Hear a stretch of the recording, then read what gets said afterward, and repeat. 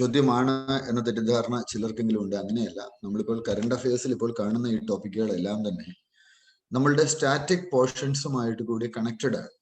അപ്പൊ രണ്ട് രീതിയിൽ നമ്മൾ സ്റ്റാറ്റിക് പോർഷൻ പഠിക്കുന്ന ആളുകൾക്ക് ഒരു പരിധി വരെ റിവിഷനും കൂടി ഈ 1.5 മണിക്കൂർ സമയം എല്ലാ ദിവസവും മിക്കവാറും ദിവസങ്ങളിലുള്ള ഈ 1.5 മണിക്കൂർ സമയം നിങ്ങൾക്ക് സഹായകരമാകും എന്നാണ് പ്രതീക്ഷിക്കുന്നത്. നമ്മൾ ടോപ്പിക്കുകളിലേക്ക് കടക്കുന്നു. ആദ്യത്തെ സെഷൻ നമ്മൾ പൊളിറ്റിയുടെ കറണ്ട് അഫയേഴ്സ് ആണ്. പൊളിറ്റിയുടെ 8 മാസത്തെ കറണ്ട് അഫയേഴ്സ് ആണ് നമ്മളിപ്പോൾ ചർച്ച ചെയ്യുന്നത്. ജാനുവരി മുതൽ ഓഗസ്റ്റ് വരെയുള്ള ഇന്ത്യൻ പൊളിറ്റി ആൻഡ് ഗവേണൻസ് ഈ മേഖലയിൽ നിന്നുള്ള ചോദ്യങ്ങളും അവയ്ക്കുള്ള ഉത്തരങ്ങളും ആണ് നമ്മളിപ്പോൾ ആദ്യമായിട്ട് കാണാൻ പോകുന്നത്. അപ്പൊ ആ മേഖല നമ്മളിപ്പോൾ ആദ്യമായിട്ട് എടുക്കും. അപ്പൊ ചോദ്യങ്ങളും ഉത്തരങ്ങളും നിങ്ങൾക്ക് നോക്കാം. സംശയങ്ങളുണ്ട് എങ്കിൽ ചോദിക്കാം. പാരലൽ നമ്മൾ ഇടയ്ക്കൊക്കെ എക്സാംസും എടുക്കും. ആ എക്സാംസും കൃത്യമായിട്ട് ചെയ്തു പോകും. സ്ക്രീൻ കാണാൻ പറ്റും എന്നാണ് ഞാൻ വിശ്വസിക്കുന്നത്. സ്ക്രീൻ കാണുന്നുണ്ട് അല്ലേ?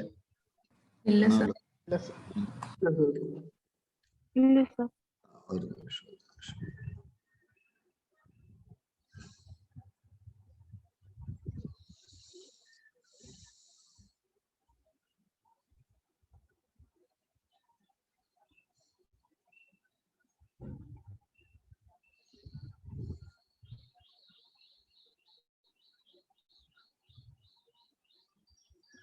പ്രിലിംസ് റൗണ്ട് അപ്പ് 365 എന്നാണ് നമ്മളുടെ ഈ പ്രോഗ്രാമിന് നമ്മൾ പേരിട്ടിരിക്കുന്നത്. അപ്പോൾ ഒരു ഹോളിസ്റ്റിക് അപ്രോച്ച് ആണ്. ഒരു 360 ഡിഗ്രി കവറേജ്, എൻ്റയർ ടോപ്പിക്സിന്റെ ഒരു 360 ഡിഗ്രി കവറേജ് ആണ് നമ്മൾ നമ്മുടെ ഈ ക്ലാസ് കൊണ്ട് ഉദ്ദേശിക്കുന്നത്. അപ്പോൾ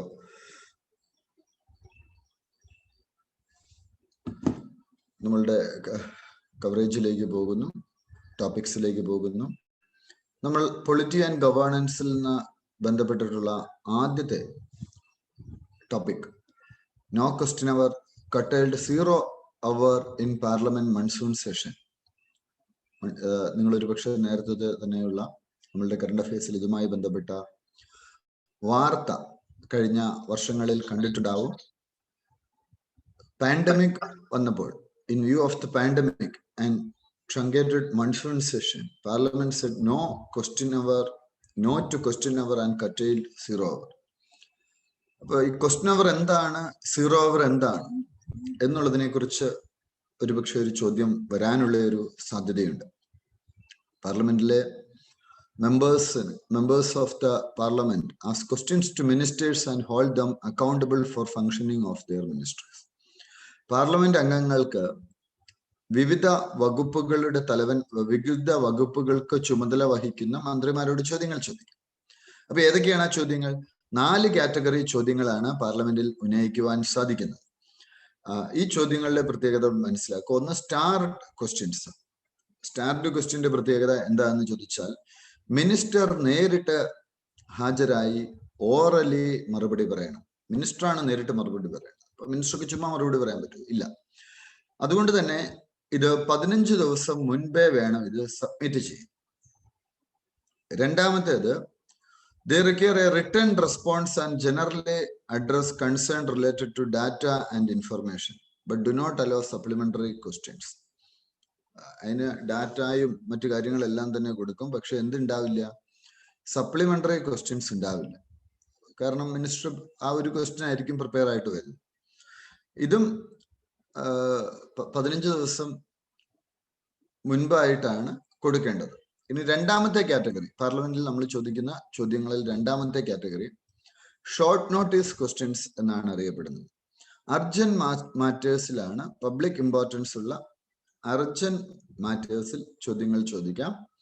അത് 10 ദിവസത്തിൽ താഴെ ഉള്ള നോട്ടീസിൽ നമുക്ക് കൊടുക്കാൻ പറ്റും.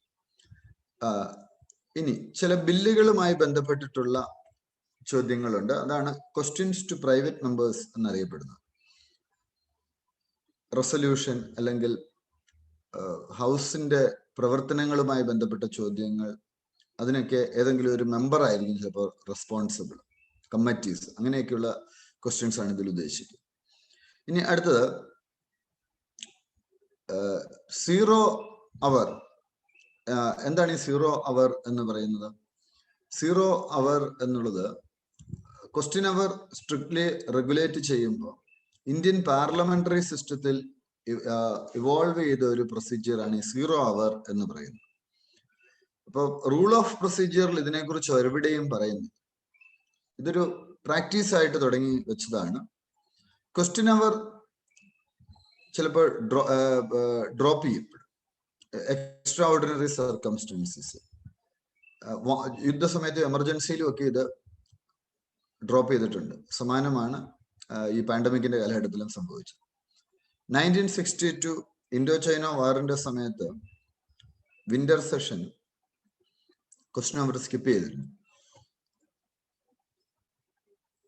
71 വാറിന്റെ സമയത്തും പാകിസ്ഥാന്റെ അഗ്രഷൻ, ആ സമയത്തും ക്വസ്റ്റ്യൻ അവർ സ്കിപ്പ് ചെയ്തിരുന്നു, സസ്പെൻഡ് ചെയ്തിരുന്നു. എമർജൻസി 75 മുതൽ 77 വന്ന് ഇന്ദിരാഗാന്ധിയുടെ കാലത്തുണ്ടായ എമർജൻസിയുടെ കാലഘട്ടത്തിലും 2 സെഷനിൽ ക്വസ്റ്റ്യൻ അവർ സ്കിപ്പ് ചെയ്തിരുന്നു. വിന്റർ സെഷൻ 76 ആ സമയത്തും ക്വസ്റ്റ്യൻ അവർ സ്കിപ്പ് ചെയ്തു.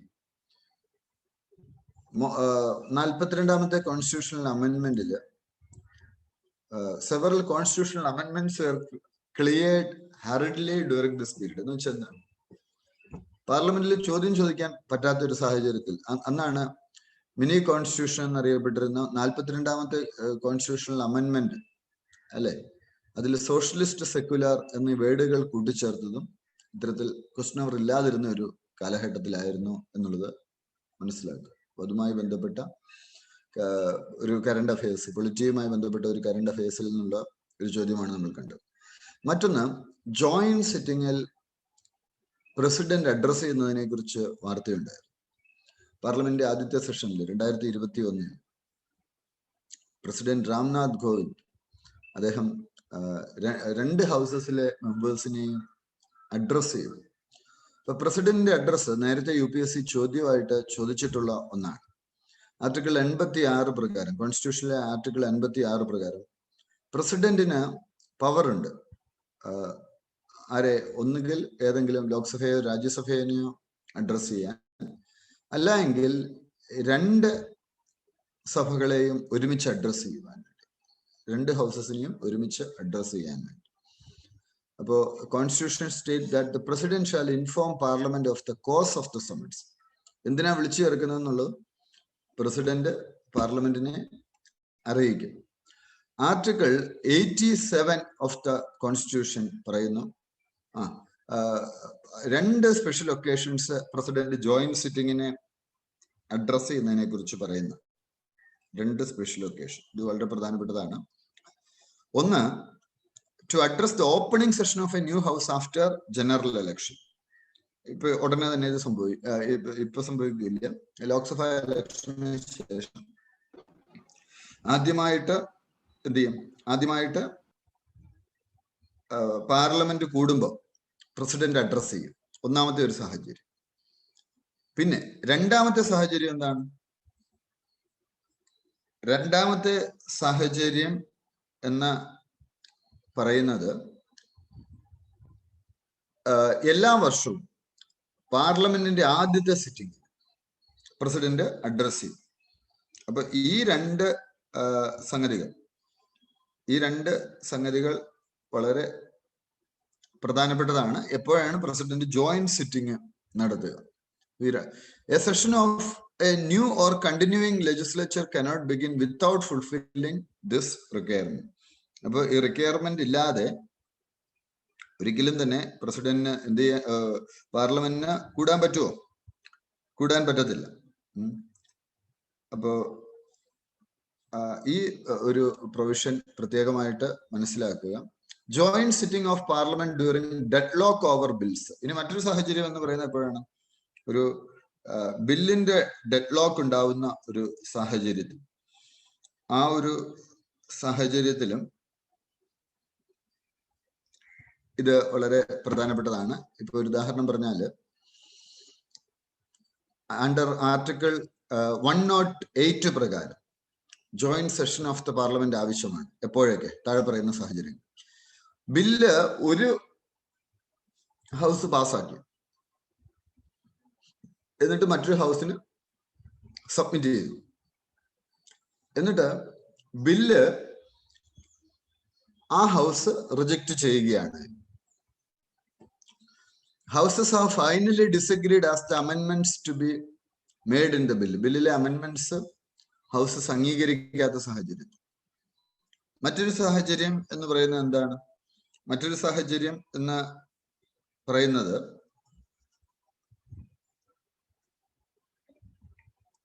more than 6 months elapse from the date of reception of the bill by the other house without the bill being passed it. ഒരു ഉദാഹരണം പറഞ്ഞ, ബില്ല് ലോക്സഭയിൽ പാസ്സാക്കി, ലോക്സഭയെ പാസ്സാക്കിയിട്ട് രാജ്യസഭയ്ക്ക് അയച്ചു. രാജ്യസഭയ്ക്ക് അയച്ചിട്ട് രാജ്യസഭ അത് പാസ്സാക്കാണ്ട് 6 മാസം വെച്ചുകൊണ്ടിരിക്കുകയാണെങ്കിൽ ജോയിന്റ് സിറ്റിംഗ് വിളിക്കാം, പ്രസിഡന്റ് വിളിക്കാം. If the above conditions are satisfied, president may summon joint sitting of both the houses of parliament. എന്നാൽ 2 ബില്ലുകളുടെ കാര്യത്തിൽ ജോയിന്റ് സിറ്റിംഗ് പറ്റത്തില്ല. ജോയിന്റ് സിറ്റിംഗ് വഴിയായിട്ട് പാസ്സാക്കാൻ സാധിക്കുകയില്ല. ഏതൊക്കെയാണ്? ഒന്ന് മണി ബിൽ, 2 കോൺസ്റ്റിറ്റ്യൂഷൻ അമെൻമെന്റ് ബിൽ. അപ്പൊ ഈ 2 കാര്യത്തിൽ ജോയിന്റ് സിറ്റിംഗ് പ്രാവർത്തികമല്ല. ഇത് UPSC സ്ഥിരം ചോദ്യം ചോദിക്കുന്ന ഒരു ഏരിയ ആണ്. അത്യാവശ്യം ഒരു ക്ലാരിറ്റി ഉണ്ടാവണം നമുക്ക്. ഈ ഒരു കാര്യത്തിൽ ഒരു ക്ലാരിറ്റി ഉണ്ടാവുന്നത് എപ്പോഴും നല്ലതാണ്. ഇങ്ങനെയുള്ള ഈ ഇത്തരം കാര്യങ്ങളിൽ ഒരു ക്ലാരിറ്റി നമുക്ക് ഉള്ളത് നല്ലതാണ്.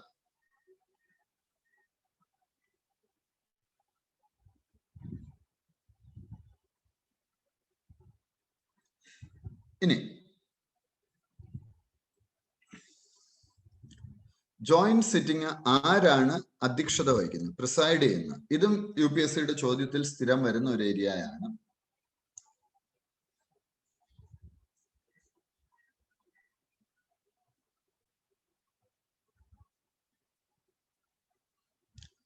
അപ്പോ ഇതില് ശ്രദ്ധിക്കേണ്ട ഒരു കാര്യം, it is presided over by the speaker or in their absence the deputy speaker of the Lok Sabha, or in their absence deputy chairperson of the Rajya Sabha. Chairperson of Rajya Sabha does not preside over the joint session. Rajya Sabhയുടെ chairperson ആരാ? vice president. അദ്ദേഹം joint സെഷന് പൊതുവെ ഏറ്റെടുക്കാറില്ല. Chairperson അല്ല. അത് ചിലപ്പോൾ ഒരു UPSC question നിങ്ങളെ confuse ചെയ്യിക്കുന്ന ഒരു option ആയിട്ട് ഇടാനുള്ള ഒരു പോസിബിലിറ്റി ഉണ്ട് കേട്ടോ. അതൊന്ന് ശ്രദ്ധിച്ചോണം. ഡെപ്യൂട്ടി ചെയർപേഴ്സൺ ഓഫ് ദി രാജ്യസഭയാണ് വരിക. അത് വളരെ പ്രധാനപ്പെട്ട ഒരു പോയിന്റ് ആണ്. ഇത് സ്പീക്കറാണ് പ്രിസൈഡ് ചെയ്യുന്നത്. Deputy speaker or deputy speaker of Lok Sabha. എന്നാൽ അവരുടെ ആബ്സെൻസിൽ deputy chairperson of the രാജ്യസഭയാണ്.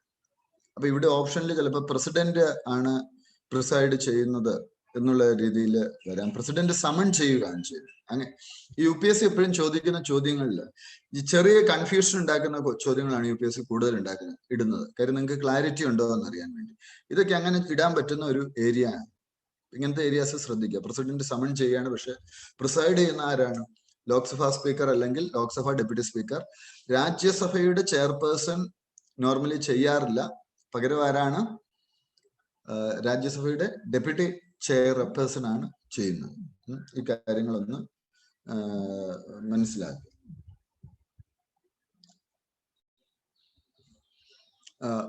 Zero അവർ നമ്മൾ മുമ്പ് കണ്ടു. സീറോ അവർ എന്ന് പറഞ്ഞാൽ എന്താണ്? നോർമലി സീറോ അവർ നമ്മുടെ പുസ്തകത്തിലൊക്കെ കൊടുത്തിട്ടുണ്ട്, ഇന്ത്യൻ ഭരണഘടനയിലൊക്കെ കൊടുത്തിട്ടുണ്ട്. സീറോ അവർ എന്ന് വെച്ചാൽ ക്വസ്റ്റ്യൻ അവറിനും ബിസിനസിനും ഇടയിലുള്ള ടൈമാണ് എന്ന് വെച്ചാൽ എന്താണ്? ഇപ്പൊ ക്വസ്റ്റ്യൻ അവർ കഴിഞ്ഞ് കഴിയുമ്പോൾ നോർമലി ഒരു 12 മണിയൊക്കെ ആകുമ്പോൾ അല്ലെ, 10-12 മണി വരെയൊക്കെയാണ് ഇവര് ഈ മിനിസ്റ്റേഴ്സ് ഒക്കെ വന്ന് മറുപടിയൊക്കെ പറഞ്ഞു കൊടുക്കുന്നത്. അത് കഴിഞ്ഞ് ജനറൽ ആയിട്ടുള്ള ഏതെങ്കിലും ബില്ലിനെ കുറിച്ച് വന്ന് നോട്ടീസ് ഇല്ലാതെ ഡയറക്റ്റ് ചോദിക്കാനുള്ള ഒരു അവസരം സ്പീക്കർ കൊടുക്കും ഡയറക്റ്റ് ആയിട്ട്. അതാണ് സീറോ അവർ. പൊതുവെ ഒരു 2 മണിക്കൊക്കെ ശേഷം വന്നിട്ട് അതുമായി ബന്ധപ്പെട്ട് ഡിസ്കഷൻസ് നടക്കും. അത് ഇന്ത്യൻ പാർലമെന്ററി പ്രാക്ടീസിലുള്ള ഒരു സംഗതി. ഇനി suspension of MP from Lok Sabha. 7 MP ലോക്സഭയിൽ സസ്പെൻഡ് ചെയ്യപ്പെട്ടു. മലയാളി എം പിമാരും ഉണ്ടായിരുന്നു തോന്നുന്നു അല്ലേ? നിങ്ങൾ പത്രത്തിലൊക്കെ അന്ന് കണ്ടിരുന്നു. എന്തിനാണ്? ലോക്സഭയുടെ ഓർഡർ മെയിൻറ്റെയിൻ ചെയ്യാൻ വേണ്ടി. സ്പീക്കറാണ് അതിനുള്ള അധികാരമുള്ളത്. ഏത് റൂള് പ്രകാരമാണ് അദ്ദേഹം പ്രവർത്തിക്കുന്നത്?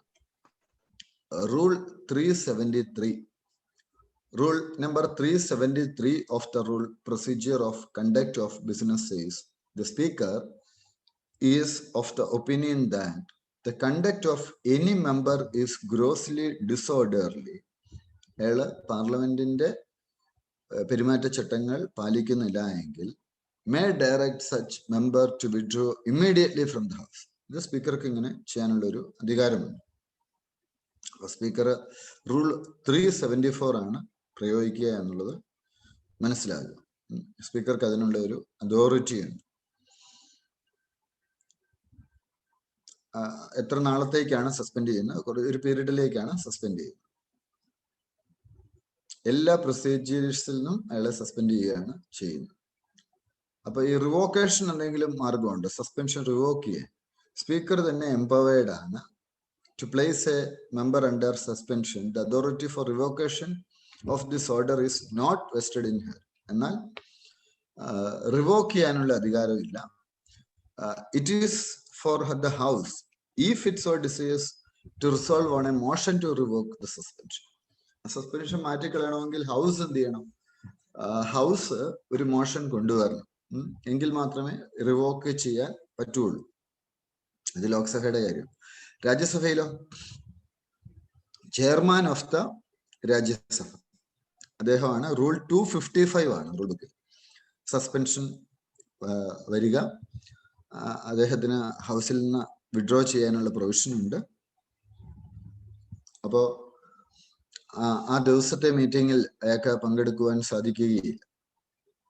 അപ്പോ അദ്ദേഹത്തെ ഏതെങ്കിലും തരത്തിൽ അദ്ദേഹം ഹൗസിന്റെ ഒരു പെരുമാറ്റച്ചട്ടങ്ങൾ പാലിക്കുന്നില്ല എങ്കിൽ അദ്ദേഹത്തെ പുറത്താക്കാറുണ്ട്.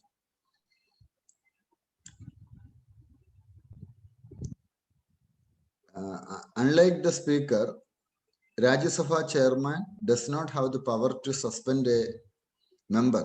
പകരം എന്താ ചെയ്യുന്നത്? വിഡ്രോ ചെയ്യാൻ അദ്ദേഹത്തിന് rights immediately. Chairman of the Rajya Sabha is empowered under rule number 255 of the rule book to direct any member whose conduct is in his opinion grossly disorderly to withdraw immediately from the house. Technically suspension അല്ല. കാരണം by rule പ്രകാരം ലോക്സഭയിൽ മാത്രമേ suspension നടക്കുന്നുള്ളൂ. രാജ്യസഭയിൽ ഒരു withdrawal, അയാളെ നടപടിക്രമങ്ങളിൽ നിന്ന് withdraw ചെയ്യുകയാണ് ചെയ്യുന്നത്. MLA disqualified under anti defection law. Anti defection law പ്രധാനപ്പെട്ടതാണ്, ചോദ്യമായിട്ട് വരാനുള്ള പോസിബിലിറ്റി ഉള്ളതാണ്. മണിപ്പൂർ സ്പീക്കർ ഒരു MLA അസംബ്ലിയിൽ എന്താണ് അയോഗ്യത കൽപ്പിച്ചു. എന്താണ് ഈ anti defection law? 10th schedule of the കോൺസ്റ്റിറ്റ്യൂഷനിലാണ് ആന്റി ഡിഫെക്ഷൻ ലോ പറയുന്നത്. ആ ഷെഡ്യൂൾ വളരെ പ്രധാനപ്പെട്ടത്. 10th schedule, 10th schedule. ഇത് പാർലമെന്റ് 1985 കൊണ്ടുവന്നതാണ്. നിങ്ങൾ പ്രീവിയസ് ഇയേഴ്സ് ക്വസ്റ്റ്യൻ പേപ്പറുകൾ നോക്കിയിട്ടുണ്ടെങ്കിൽ ഈ പറഞ്ഞ ഏരിയയിൽ നിന്നൊക്കെ ചോദ്യങ്ങൾ ധാരാളം വന്നിട്ടുണ്ട്. ആന്റി ഡിഫെക്ഷനൊക്കെ. ആന്റി ഡിഫെക്ഷൻ എന്ന് വെച്ചാൽ എന്താ? മലയാളത്തിൽ എന്താ പറയാ? ആന്റി ഡിഫെക്ഷൻ കൂറുമാറ്റ നിരോധന നിയമം എന്നാണ് പറയുന്നത്. ആന്റി ഡിഫെക്ഷൻ ലോ പൊളിറ്റിക്കൽ ഡിഫെക്ഷൻസ് ആണ്. ഇപ്പൊ ഒരു പാർട്ടിയുടെ മെമ്പറായിട്ട് ജയിച്ചു, മറ്റൊരു പാർട്ടിയിലേക്ക് പോകുന്നു. അത്തരം സാഹചര്യങ്ങളൊക്കെ ഒഴിവാക്കാനും രാഷ്ട്രീയത്തിൽ സത്യസന്ധത കൊണ്ടുവരുവാനും വേണ്ടിയാണ് ഇത്തരത്തിലുള്ള ഒരു നിയമ നടപടി കൊണ്ടുവന്നിട്ടുള്ളത്, ഇത്തരത്തിലുള്ള ഒരു ലോ കൊണ്ടുവന്നിട്ടുള്ളത്. ഇത് ആർക്കൊക്കെയാണ് ആപ്ലിക്കബിൾ? പാർലമെന്റിലും സ്റ്റേറ്റ് അസംബ്ലീസിലും ആന്റി ഡിഫെക്ഷൻ ലോ ആപ്ലിക്കബിൾ ആണ്. അപ്പോൾ നേരത്തെ പാർട്ടിയിൽ സ്പ്ലിറ്റ് ഉണ്ടാവുകയാണ്, 1/3 ഓഫ് ദ ലെജിസ്ലേച്ചേഴ്സ് എന്ന് വെച്ചാൽ 1/3 MLA മാര് അല്ലെ MP മാര് പാർട്ടിയിൽ അവരൊരു സെപ്പറേറ്റ് ഗ്രൂപ്പ് ഉണ്ടാക്കുകയാണ് എങ്കിൽ അത് ഡിഫെക്ഷന്റെ പരിധിയിൽ വരത്തില്ല, അത് കൂറുമാറ്റമായിട്ട് വരത്തില്ല. അതുപോലെ രണ്ട് പാർട്ടികൾ തമ്മിൽ, ഇതൊന്ന് ക്ലാരിറ്റിയോടെ മനസ്സിലാക്കണേ, ഇതൊക്കെ ക്ലാരിറ്റി വേണ്ട ഏരിയ ആണ്. ഒന്ന് 1/3 ആയിട്ടുള്ള ആളുകൾ മാറിയ പ്രശ്നമില്ല. രണ്ട് പാർട്ടികൾ തമ്മിൽ മെർജ് ചെയ്യുമ്പോൾ 2/3 മൂന്നിൽ രണ്ട് പേര് ഈ മെർജറിനെ അംഗീകരിക്കുന്നുണ്ട്, ആന്റി ഡിഫെക്ഷൻ ലോ ആപ്ലിക്കബിൾ അല്ല. പ്രധാനപ്പെട്ട പോയിന്റാണ്. നോർമലി എപ്പോഴൊക്കെയാണ് ഡിസ്ക്വാളിഫിക്കേഷൻ വരുന്നത്? ഒന്ന്, മെമ്പർഷിപ്പ് വോളണ്ടറിലി നമ്മൾ ഗിവ് അപ്പ് ചെയ്യുമ്പോൾ. മെമ്പർഷിപ്പ് ഗിവ് അപ്പ് ചെയ്യുന്നതും റിസൈനിങ് ഫ്രം പാർട്ടി രണ്ടും സെയിം അല്ല. റിസൈൻ ചെയ്യാതെ തന്നെ ഒരു ലെജിസ്ലേച്ചർക്ക് can be disqualified if by his conduct the speaker or chairman of the concerned house draws a reasonable inference that the member has voluntarily given up the membership of his party. പാർട്ടിയിൽ നിന്ന് രാജിവെച്ചിട്ടില്ലെങ്കിൽ പോലും അയാളുടെ പെരുമാറ്റത്തിൽ നിന്ന് സ്പീക്കർക്ക് അല്ലെങ്കിൽ ചെയർമാന് ഒരു കണക്കുകൂട്ടലിലെത്താം, ഇയാള് ആ പാർട്ടിയുമായിട്ടുള്ള ഒത്തുപോകുന്നില്ല, സഹകരിക്കുന്നില്ല. അത്തരം സാഹചര്യത്തിലും ഡിസ്ക്വാളിഫിക്കേഷന് കാരണമാവാം. അടുത്തത് അയാളുടെ ആക്ഷനാണ്. ഇപ്പൊ ഒരു ഹൗസ് ഒരു വിപ്പ് കൊടുക്കുന്നു, അയാളുടെ പാർട്ടിയുടെ വിപ്പ് കൊടുക്കുന്നു, അതിന് അഗെയിൻസ്റ്റ് ആയിട്ട് ഇയാൾ വോട്ട് ചെയ്യുന്നു, അല്ലെ ഇന്ന വോട്ട് ചെയ്യണം എന്ന് പറയുന്നു, വോട്ടിങ്ങിൽ ഇയാൾ പങ്കെടുക്കുന്നില്ല. ഇത്തരം സാഹചര്യങ്ങളിലൊക്കെ അയാൾ ഡിസ്ക്വാളിഫൈ ചെയ്യപ്പെടാം. ഈ പ്രധാനപ്പെട്ട ടോപ്പിക്സ് ആണ് ക്ലാരിറ്റി ഉണ്ടാക്കുക ഈ ടോപ്പിക്കുകളിലെല്ലാം കേട്ടോ. ഇനി അടുത്ത ഒരു വാർത്ത കോൺസ്റ്റിറ്റ്യൂഷൻ ഡേയുമായി ബന്ധപ്പെട്ടതാണ്. സിവിൽ സർവീസിൽ എപ്പോഴും ശ്രദ്ധിച്ചോണം, ക്വസ്റ്റ്യൻസ് ഏറ്റവും കൂടുതൽ കറണ്ട് റിലേറ്റഡ് ആയിട്ടുള്ള ടോപ്പിക്സിൽ നിന്നാണ് ക്വസ്റ്റ്യൻ വരുന്നത്. സിവിൽ സർവീസ് പരീക്ഷ പാസ്സാകുക എന്ന് പറയുന്ന ഒരു നാക്കാണ്. ഇപ്പൊ ഇത് നിങ്ങൾക്ക് കറണ്ട് ആയിട്ടും വേണേൽ കണക്കാക്കാം, സ്റ്റാറ്റിക് ആയിട്ടും കണക്കാക്കാം. പക്ഷെ UPSC ചോദിക്കുന്ന അല്ല, ഇത് എവിടെയെങ്കിലും പത്രത്തിലോ എവിടെയെങ്കിലും വന്നിട്ടുള്ള ഒരു വിഷയമായിരിക്കും. സ്റ്റാറ്റിക് പോർഷൻ ആയിട്ട് തോന്നുമെങ്കിൽ പോലും ഇതിനൊരു കറണ്ട് ആപ്ലിക്കേഷൻ ഉണ്ടാവും. സോ അത് കൃത്യമായിട്ട് മനസ്സിലാക്കുക. 71st anniversary of the adoption of the Constitution of India was celebrated on 26th November. Constitution adopt ചെയ്തത് ദിവസം എന്നാണ് 26 നവംബർ. കോൺസ്റ്റിറ്റ്യൂഷൻ ഡേ സംവിധാൻ ദിവസം എന്ന് അറിയപ്പെടും. 26 നവംബറിലാണിത് ആചരിക്കപ്പെടുന്നത്. കോൺസ്റ്റിറ്റ്യൂഷൻ എന്ന് പറഞ്ഞൊരു മൂവി ഉണ്ട്, കണ്ടിട്ടുണ്ടോ? ഗവൺമെന്റ് തന്നെ പ്രൊഡ്യൂസ് ചെയ്താണ് കോൺസ്റ്റിറ്റ്യൂഷൻ എന്ന് പറഞ്ഞിട്ടൊരു മൂവി. പറ്റുവാണെങ്കിൽ ഒന്ന് കാണണം, ക്ലാരിറ്റി കിട്ടും. യൂട്യൂബിലൊക്കെ ഉണ്ടെന്ന് തോന്നുന്നു, 2 മണിക്കൂറിലെ ഒരു ഈ പ്രോസസ്സിനെ കുറിച്ചും പ്രൊസീജിയറിനെ കുറിച്ചൊക്കെ ഉള്ള ഒരു അറിവ് കിട്ടും. 26 November 1949 constitutional assembly Indian constitution adopt ചെയ്തു. അത് 26 ജനുവരി, ഒരു വർഷം കഴിഞ്ഞ് നവംബർ 26 അഡോപ്റ്റ് ചെയ്തത്. 1950 26 ജാനുവരിയിൽ അത് നിലവിൽ വന്നു, കോൺസ്റ്റിറ്റ്യൂഷൻ നിലവിൽ വന്നു. അപ്പൊ ഈ കോമമോറേഷന്റെ പ്രാധാന്യം എന്താ? മിനിസ്ട്രി ഓഫ് സോഷ്യൽ ജസ്റ്റിസ് ആണിത് ചെയ്യുന്നത്. കാരണം സിറ്റിസൺസിനിടയിൽ കോൺസ്റ്റിറ്റ്യൂഷണൽ വാല്യൂസ് പ്രകടമാക്കുക എന്നുള്ള ഒരു ലക്ഷ്യത്തോടു കൂടി ഇന്ത്യയുടെ ആദ്യത്തെ ലോ മിനിസ്റ്റർ ആയിട്ടുള്ള BR അംബേദ്കർക്കുള്ള ഒരു ട്രിബ്യൂട്ട് കൂടിയാണ്. Constituent assembly was made at the Swaraj party conference on 3rd May 1934, which rejected the white paper proposals, which was incorporated in the Government of India Act of 1935. The plan formulated by the Cabinet Mission 1946 created Constituent Assembly of India. Cabinet മിഷന്റെ plan പ്രകാരമാണ് Constituent Assembly create ചെയ്യപ്പെട്ടത്. എന്നുള്ളത് വ്യക്തതയോട് കൂടി തന്നെ മനസ്സിലാക്കുക. Assembly was recognised by section 8 of the Indian Independence Act 1947. ഈ plan പ്രകാരം 1946 പ്രൊവിൻഷ്യൽ ലെജിസ്ലേറ്റീവ് അസംബ്ലീസിൽ who were elected by limited franchise would select the members of the Constituent Assembly through a single transferable vote. Provincial അസംബ്ലികളിൽ നിന്ന് Constituent assembly മെമ്പേഴ്സിനെ തെരഞ്ഞെടുക്കുന്ന ഒരു രീതിയുണ്ട്. അങ്ങനെയാണ് കേരളത്തിന്റെ അഭിമാനമായിരുന്ന കേരളത്തിന്റെ മുൻ ആഭ്യന്തരമന്ത്രി PT ചാക്കോ ഒക്കെ ഇതിൽ വരുന്നുണ്ട് അല്ലെ. ഇവിടെ നിന്ന് ഡ്രാഫ്റ്റിംഗ് കമ്മിറ്റിയിലേക്കൊക്കെ അദ്ദേഹമൊക്കെ കടന്നു വരുന്നു. A negotiating committee worked to involve the princely states in the Constituent Assembly. 9 ഡിസംബറിൽ എന്ത് സംഭവിച്ചു? കോൺസ്റ്റിറ്റ്യൂവന്റ് അസംബ്ലി ആദ്യമായിട്ട് മീറ്റ് ചെയ്തു സെൻട്രൽ ഹാൾ ഓഫ് പാർലമെന്റ് ഹൗസിൽ വെച്ചിട്ട്. 207 അംഗങ്ങൾ ഉണ്ടായിരുന്നു. സൈൻ ചെയ്തു. അവരുടെ ക്രെഡൻഷ്യൽസ് അവര് സബ്മിറ്റ് ചെയ്തു. As of December 1947 ആയപ്പോഴേക്കും 299 മെമ്പേഴ്സ്, 229 പേര് 12 പ്രൊവിൻസസിൽ നിന്നും 70 പേര് 29 പ്രിൻസ്ലി സ്റ്റേറ്റ്സിൽ നിന്നും. ഇപ്പൊ ഈ കേരളത്തിൽ നിന്ന് എനിക്ക് തോന്നുന്നു, കേരളത്തിൽ നിന്നുള്ള മെമ്പേഴ്സ് ആരൊക്കെയാന്ന് ഓർക്കുന്നുണ്ട്? കേരളത്തിൽ നിന്ന് പോയത് കോൺസ്റ്റിറ്റ്യൂന്റ് അസംബ്ലിയിൽ ഒരു ലേഡി ഉണ്ടായിരുന്നു. അവരുടെ പേര് ഞാൻ ഓർക്കുന്നില്ല. അവരെ കുറിച്ച് ഒരിക്കലും ഒരു ലേഖനം കണ്ടതായിട്ട് ഓർക്കുന്നു. PT ചാക്കോ ഉണ്ട്. അപ്പോ ഇത്തരം കാര്യങ്ങളൊക്കെ തന്നെ നിങ്ങൾ പാരലി ഒന്ന് മനസ്സിലാക്കുക. ഡ്രാഫ്റ്റിംഗ് കമ്മിറ്റിയിൽ എത്ര പേരുണ്ടായിരുന്നു? 7 പേരാണ് ഉണ്ടായിരുന്നത്. ആ 7 പേരുടെ പേരുകളൊന്ന് ഓർത്തിരിക്കുക.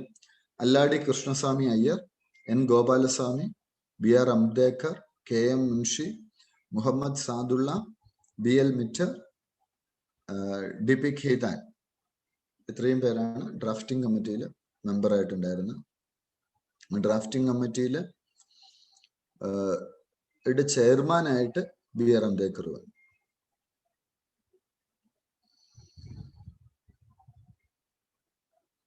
എത്ര വർഷം? Constituent assembly of India was established in 1946. It met for 166 days, spread over 2 years, 11 months and 18 days. Dr. Rajendra Prasad, the first president of India, was elected as the president of the Constituent Assembly, and Dr. BR Ambedkar was the head of the drafting committee. ഇതും ചോദ്യമായിട്ട് വരും. BR Ambedkar ആയിരുന്നു constitutional അസംബ്ലിയുടെ president എന്നൊക്കെ ചിലപ്പോൾ എടുത്തിടും. BR Ambedkar drafting കമ്മിറ്റിയുടെ ഹെഡായിരുന്നു.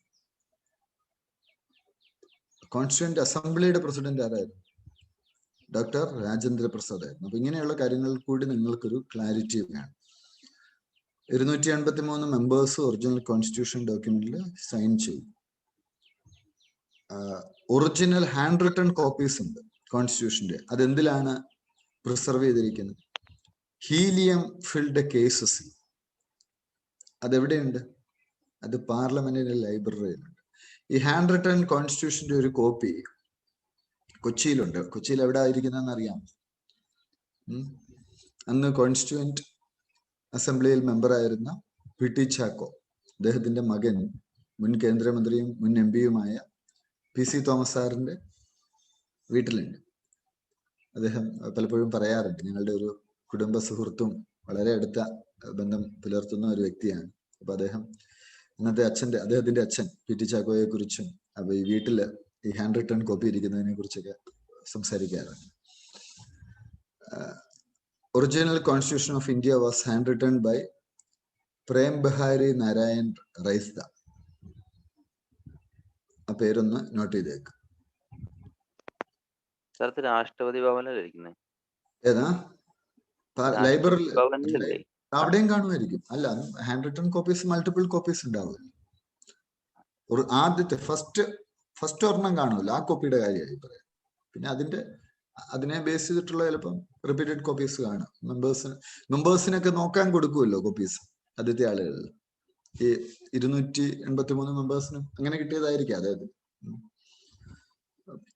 ആദ്യത്തെ original final ആണ് ഇവിടെ ഈ ലൈബ്രറി ഇരിക്കുന്നതെന്ന് പറയാം. Each page was uniquely decorated by artists from Shantiniketan, including Bohar, Ram Manohar Sinha and Nandalal Bose. Constitution 104 തവണ അമെൻഡ് ചെയ്യപ്പെട്ടിട്ടുണ്ട്. Assam cabinet not to make Bodo the associate official language of the state. ഇന്ത്യയുടെ official ലാംഗ്വേജസിൽ അവസാനമായി കടന്നു വന്ന 4 ഭാഷകളാണ് Bodo, Dogri, Maithili, Bodo, Dogri, Santhali. Assam government സ്റ്റേറ്റിലെ associate official ലാംഗ്വേജായി ബോഡോയെ അംഗീകരിച്ചിരിക്കുന്നു.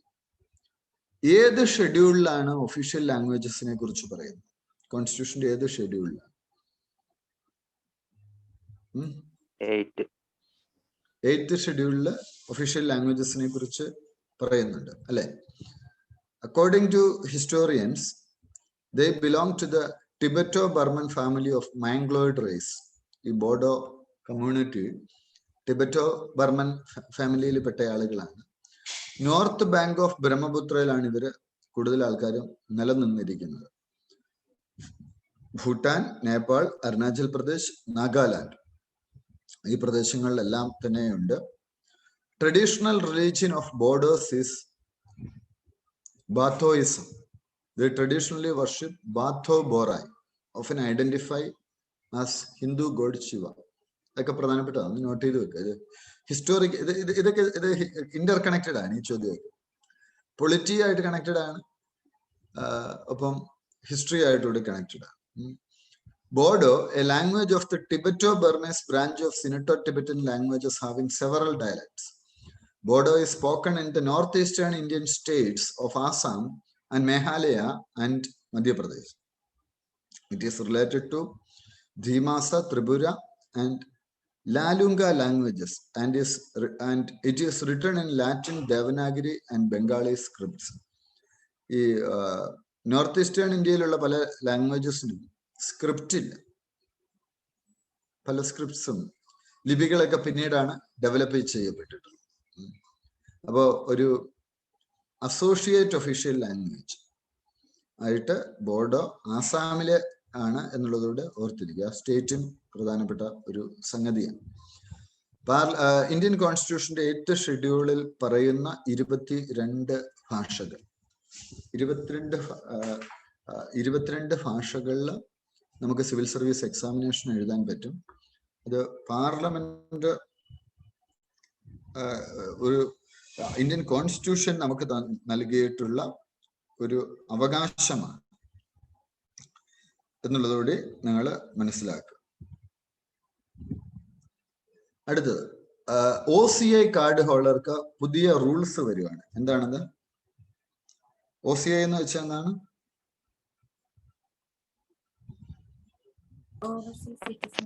Overseas citizens of India. ഇതാണ് OCI.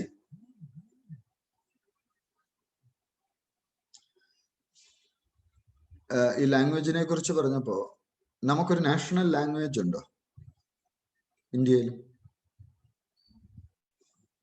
ഇന്ത്യയില് ലാംഗ്വേജസ് വിത്ത് ഒഫീഷ്യൽ സ്റ്റാറ്റസ് എന്ന് പറയുമ്പോൾ ഈ 22 ഭാഷകളിലും വരുന്നുണ്ട് അല്ലെ? The official language of the union shall be Hindi in Devanagari script. അങ്ങനെയാണ് കോൺസ്റ്റിറ്റ്യൂഷൻ പറഞ്ഞിട്ടുള്ളത്. The form of numerals to be used for the official purpose of the union shall be in the international form of Indian numerals. The business in Indian Parliament can only be transacted in Hindi or English. English is allowed to be used in official purposes such as parliamentary proceedings, judiciary, communications between central government and state government. States within India have the liberty and powers to specify their own official languages through legislation. In addition to the point, states in India have the liberty and powers to specify their own official languages. In addition to the official language, the Constitution recognizes 22 regional languages which include Hindi but not English. പ്രധാനപ്പെട്ട view ആണ്. As scheduled languages. that is not to be confused with the official status of the union. Hindi and English are the only two languages mentioned in the Indian passports. States in a special legislation വഴി അവരുടെ official languages declare ചെയ്യാൻ സാധിക്കും. ലാംഗ്വേജിനെ കുറിച്ച് നമ്മൾ കണ്ടപ്പോൾ നമുക്ക് നമ്മൾ മനസ്സിലാക്കേണ്ട ഒരു കാര്യമാണ്.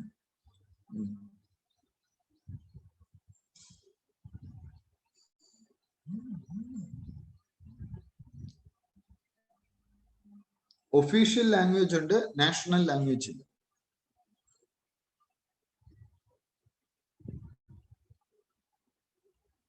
ആ ടൈം ഒന്ന് ശ്രദ്ധിക്കൂ. ഞാൻ കഴിഞ്ഞ ദിവസം സുഭാഷ് ചന്ദ്രബോസിനെ കുറിച്ചുള്ള ഗുംനാമി ബാബ എന്ന് പറയുന്ന സിനിമ കണ്ടപ്പോൾ അതിനകത്ത് ഈ ഒരു വ്യൂ പറയുന്നുണ്ട്. അയാള് ഈ സുഭാഷ് ചന്ദ്രബോസിന്റെ അന്വേഷണ കമ്മീഷൻ ഉണ്ട്. സുഭാഷ് ചന്ദ്രബോസ് മരിച്ചിരുന്നോ ഇല്ലയോ എന്നുള്ളത്. അപ്പൊ ആ കമ്മീഷന്റെ അടുത്ത് വന്നിട്ട് ഇയാള്, ഇത് ബംഗാളി മൂവിയാണ്, അയാള് പറയും ഇംഗ്ലീഷ് സംസാരിക്കാൻ പറയും. അപ്പൊ അയാള് പറയും there is no national language in India. ഈ ഡയലോഗ് പറയുന്നുണ്ട്. പക്ഷെ ഒഫീഷ്യൽ ലാംഗ്വേജ് ഉണ്ട്, നാഷണൽ ലാംഗ്വേജ് ഇല്ല. ശ്രദ്ധിക്കണം, ചിലപ്പോൾ അതൊക്കെ എവിടെയെങ്കിലുമൊക്കെ നമ്മളെ കൺഫ്യൂസിങ് ആക്കുന്ന ഒരു സാധനമാണ്. അതുപോലെ ഈ ഷെഡ്യൂൾഡ് ലാംഗ്വേജിൽ ഇംഗ്ലീഷ് ഇല്ല എന്നുള്ളതും ശ്രദ്ധിക്കണം. ഓക്കെ. അതുപോലെ സ്റ്റേറ്റിന് ഇപ്പൊ ചില സ്റ്റേറ്റിലെ ഒഫീഷ്യൽ ലാംഗ്വേജ് ഈ ഷെഡ്യൂളിലുള്ള ലാംഗ്വേജ് ആണോ? So for example Nagaland official language ഏതാ? ഇംഗ്ലീഷാണ്. അപ്പൊ അങ്ങനെയുള്ള കാര്യങ്ങൾ നിങ്ങൾ ഒരു ക്ലാരിറ്റി ഉണ്ടാക്കണം, അങ്ങോട്ടും ഇങ്ങോട്ടും നോക്കിയിട്ടൊരു ക്ലാരിറ്റി ഉണ്ടാക്കണം. അപ്പൊ OCI കാർഡ്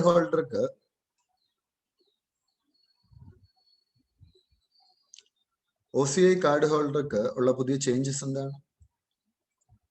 സർ ഇത് കഴിഞ്ഞ പ്രിലിംസിന് ചോദിച്ചിട്ടുണ്ടായിരുന്നല്ലേ? ആ, നമ്മുടെ കറണ്ട് അഫയേഴ്സിൽ ഉണ്ടായിരുന്നു, ഇത് ഉണ്ടായിരുന്നു അല്ലേ? നമ്മുടെ ടെസ്റ്റ് ഉണ്ടായിരുന്നു. ഈ വർഷം കുറെ ചേഞ്ചസ് കൊണ്ടുവരുന്നുണ്ട്. എന്തൊക്കെയാന്ന് ചോദിച്ചാല് OCI എന്ന് പറഞ്ഞ ആരാണ്? is given to persons of Indian origin who immigrated from India and subsequently acquired citizenship of a foreign country. അവർ പണ്ട് ഇന്ത്യക്കാരായിരിക്കും, അല്ലെ അവരുടെ പൂർവികർ ഇന്ത്യക്കാരായിരിക്കും. അവരെന്നിട്ട് വേറൊരു രാജ്യത്ത് പോയി ആ രാജ്യത്തെ സിറ്റിസൺഷിപ്പ് കിട്ടി. അപ്പൊ അങ്ങനെയുള്ളവരെ നമ്മൾ OCI എന്നാ പറയും. ഇവിടെ ഒരു പീരീഡ് ഉണ്ട്. ആ പീരീഡ് എന്താ പറയുന്നത്? 26 January who was A citizen of India at the time of or at any time of 26th January 1950. ആ പീരീഡ് ഒന്ന് ശ്രദ്ധിച്ചോ. 26 ജനുവരി 1950. അന്നെന്താ വന്നേ? അന്നെന്താ നിലവിൽ വന്നേ? കോൺസ്റ്റിറ്റ്യൂഷൻ നിലവിൽ. അപ്പൊ കോൺസ്റ്റിറ്റ്യൂഷൻ നിലവിൽ വന്നതിന് ശേഷം ഇന്ത്യൻ സിറ്റിസൺഷിപ്പ് ഉണ്ടായിരുന്നില്ല. എന്നാൽ പിന്നീട് പുറത്തു പോയി അവിടുത്തെ സിറ്റിസൺഷിപ്പ് കിട്ടിയ ആൾ, അവർക്ക് OCI കിട്ടും. ഇനി അടുത്ത കണ്ടീഷൻ പറയുന്ന 26 ജനുവരി 1950 ഇന്ത്യൻ സിറ്റിസൺഷിപ്പ് കിട്ടാൻ അർഹതയുണ്ടായിരുന്ന ഒരാൾ. അവർ ചിലപ്പോൾ എടുത്തിട്ടുണ്ടാവില്ല, അർഹതയുണ്ട്. മൂന്നാമത് പറയുന്നത് ഓഗസ്റ്റ് 1947 ശേഷം who belong to a territory that became part of India. ഇന്ത്യയുടെ ഭാഗമായ ഒരു ടെറിട്ടറിയിൽ ഉണ്ടായിരുന്ന. ഇപ്പൊ നമുക്കറിയാം, നമ്മൾ പല ഇപ്പൊ ഡാമൻ ആൻഡ് ഡ്യൂ ഒക്കെ പിന്നീട് കൂട്ടിച്ചേർക്കുക. പിന്നെ അടുത്ത എന്താണ്? അങ്ങനെയുള്ള ആരുടെയെങ്കിലും ചിൽഡ്രനോ ഗ്രാൻഡ് ചിൽഡ്രനോ ആയ മൈനർ ചൈൽഡ് ആയിട്ടുള്ള മൈനർ ചൈൽഡ് ആണ്, അവരുടെ പേരൻസ് ഇന്ത്യൻ സിറ്റിസൺ ആണ്, അല്ലെങ്കിൽ one of the parents is Indian citizen of India. അതിൽ ഒരാളായാൽ മതി, OCI കിട്ടും. ഇനി അടുത്തത് എന്താണ്? either of whose parents or grandparents or great grandparents is or had been a citizen of Pakistan, Bangladesh cannot become OCI holder. ഇവിടെ ഒരു കാര്യം എന്താ പറയുന്നത്? OCI കാർഡ് ഹോൾഡർ എന്ന് വെച്ചാൽ ഓൾമോസ്റ്റ് സിറ്റിസൺ ഉള്ള എല്ലാ റൈറ്റ്സും ഉണ്ട്, വോട്ടിംഗ് റൈറ്റ് മാത്രം ഇല്ലാന്നേ ഉള്ളൂ. അതുപോലെ പ്ലാന്റേഷൻസ് ഒന്നും എടുക്കാൻ പറ്റത്തില്ല. ബാക്കി ഓൾമോസ്റ്റ് എല്ലാ റൈറ്റ് ഉണ്ട്. ഇവിടെ ജോലി ചെയ്യാം, എല്ലാ കാര്യങ്ങളും ഉണ്ട്. അക്കൗണ്ട് ഓപ്പൺ ചെയ്യാം, ട്രാൻസാക്ഷൻ നടത്താം, അപ്പോ റിസർച്ച് വർക്ക്, ഈ പുതിയ highlights, research work, missionary or തബ്ലീഗി. തബ്ലീഗി എന്ന് വെച്ചാൽ തബ്ലീഗിയുടെ ഈ കോവിഡ് തുടങ്ങിയപ്പം ഡൽഹിയിൽ തബ്ലീഗ് സമ്മേളനം ഉണ്ടായിരുന്നു. സമ്മേളനം ഉണ്ടായിരുന്നു. അതിന് മുസ്ലിംസിലെ വന്നവര് തന്നെ ഒരു വിഭാഗമാണ് അല്ലെ. ഭാഗം. അതുപോലെ ജേർണലിസ്റ്റിക് ആക്ടിവിറ്റീസ്, ഇതിനൊന്നും ഇന്ത്യ വിസിറ്റ് ചെയ്യാൻ സമ്മതിക്കത്തില്ല. കാര്യം എന്താ? ഇവിടെ അവര് പല ഇൻഫ്ലുവൻസ് ചെയ്യാൻ കൺട്രീസിനും വരുന്നവരാണ്. അവര് ചിലപ്പം മറ്റു രാജ്യങ്ങൾ ഇന്ത്യയുടെ രഹസ്യം ചോർത്താനൊക്കെ ഇവരെ ഉപയോഗിക്കാം. അതുപോലെ ഇവർക്ക് പ്രൊട്ടക്റ്റഡ് ആയിട്ടുള്ളതും റെസ്ട്രിക്റ്റഡ് ആയിട്ടുള്ളതും പ്രൊഹിബിറ്റഡ് ആയിട്ടുള്ളതുമായ ഏരിയാസ് വിസിറ്റ് ചെയ്യാൻ പറ്റത്തില്ല. പിന്നെ OCIs, it equates OCIs to foreign nationals in respect of all other economic, financial and educational fields for the purpose of Foreign Exchange Management Act. This reverse position that has held for the past 16 years, where OCIs were equated to non-resident Indians. അവരുടെ ഒരു പൊസിഷനിൽ മാറ്റം വന്നു. ഇത്രയും നാളും അവരെ നമ്മൾ NRIസിന് equal ആയിട്ടാണ് കൺസിഡർ ചെയ്തിരുന്നത്.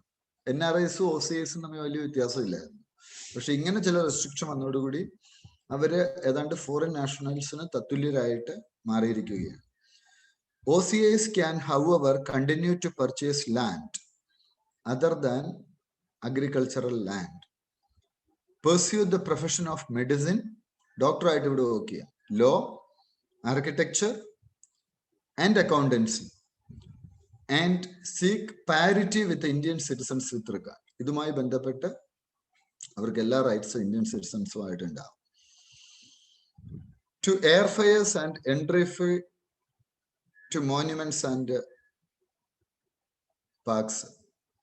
അതെന്താ കാര്യം അറിയാം? ഈ ചില സ്ഥലങ്ങളിൽ ഫോറിൻ സിറ്റിസൺസിന് റേറ്റ് കൂടുതൽ കണ്ടിട്ടുണ്ടോ? ചിലടത്ത് എഴുതി വെച്ചിരിക്കുന്ന വിദേശികൾക്ക് ഇത്ര ഫീസ്. അപ്പൊ അവർക്ക് ഇരട്ടിയാണ് ചോദിക്കുന്നത്. പല സ്ഥലങ്ങളിലും അങ്ങനെ വരാറുണ്ട്, പലയിടത്തും കണ്ടിട്ടുണ്ട്.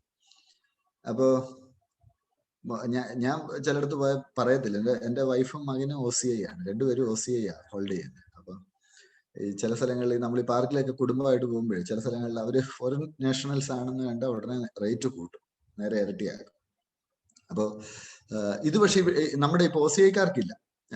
ഫോറിൻ സിറ്റിസൺസിന് ഉണ്ട്, പക്ഷെ ഫോറിൻ സിറ്റിസൺ ആണ്, പക്ഷെ OCI ഉണ്ട്, ഈ ഒരു പ്രശ്നമില്ല. പിന്നെ അടുത്ത എന്താണ്? OCIs can also continue to seek enrollment in Indian educational institution, NRI കോട്ടയിൽ അവർക്ക് അഡ്മിഷൻ കിട്ടും. പക്ഷെ ഇന്ത്യൻ സിറ്റിസൺസിന് റിസർവ് ചെയ്ത സീറ്റ് അവർക്ക് കിട്ടുമോ? കിട്ടത്തില്ല.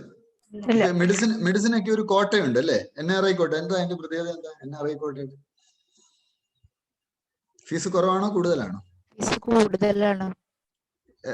എത്ര വ്യത്യാസമുണ്ട്? ഓൾമോസ്റ്റ് ഇരട്ടിയുണ്ടോ? എത്രയുണ്ടാവും? ഉണ്ട്. പക്ഷെ അത്രയും സീറ്റ്സ് അവർക്കുണ്ട് അല്ലേ? ആ കോട്ടയില് സീറ്റ് റിസർവ് ചെയ്ത് വെച്ചിട്ടുണ്ട്. അത്യാവശ്യമുണ്ട്. അതിലും ഒരുപാട് കൂടുതലല്ലേ? ആണോ? NRI കോട്ട അത്രയുണ്ട്? അത് ശരി. നേരത്തെ ബുക്ക് ചെയ്ത് വെക്കും NRIക്കാര്. ഓ അത് ശരി. ഓക്കെ. എത്ര പെർസെന്റേജ് അത് ഏകദേശം NRI റിസർവേഷൻ? അറിയില്ല സർ. ആണോ? ചിലപ്പോ എമൗണ്ട് കൂടുതൽ കൊടുക്കുന്നവർക്ക് നേരത്തെ റിസർവ് ചെയ്ത് കിട്ടും. അങ്ങനെ ചെയ്യും. ഓരോ ഈ ഇൻസ്റ്റിറ്റ്യൂഷൻസ് തന്നെ NRIs കൂടുതൽ പൈസ കൊടുക്കുന്നവർക്ക് ഇത് ബ്ലോക്ക് ചെയ്യും. MBBSനൊക്കെ 1 crore ഒക്കെ വന്നില്ല, അതുകൊണ്ട് അതിനും മേലെ പോകും. മാർക്ക് കുറയുന്നതനുസരിച്ച് റേറ്റ് കൂടുകയും ചെയ്യും. മനസ്സിലായി. OCIsന് granted exemption from registration with foreigners regional registration officer or foreigners registration officer for any length of stay in India. നേരത്തെയൊക്കെ അവർ ഇന്ത്യയിൽ വരുമ്പോ ഇവർക്ക് നേരത്തെ എത്ര ദിവസം നിൽക്കാൻ പറ്റുള്ളായിരുന്നു? ഈ OCI വരുന്നതിന് മുമ്പ് അവർക്ക് 90 days ഒക്കെ നിൽക്കാൻ പറ്റുള്ളായിരുന്നു. അത് കഴിഞ്ഞ് തിരിച്ചു പോണമായിരുന്നു. പിന്നെ മാത്രമല്ല, അവർ SP ഓഫീസിലൊക്കെ പോയിട്ട് രജിസ്റ്റർ ചെയ്യണമായിരുന്നു. ആ പ്രോസസ്സൊക്കെ എടുത്ത് കളഞ്ഞു. ഈ OCI കൊണ്ടുവന്ന ആരാ കൊണ്ടുവന്നതെന്ന് അറിയാമോ? ഒരു മലയാളിയാ കൊണ്ടുവന്നത്. ആരാണ്? വയലാർ രവി മിനിസ്റ്റർ ആയിരുന്നപ്പോ കൊണ്ടുവന്ന ഒരു സംഗതിയാണ്.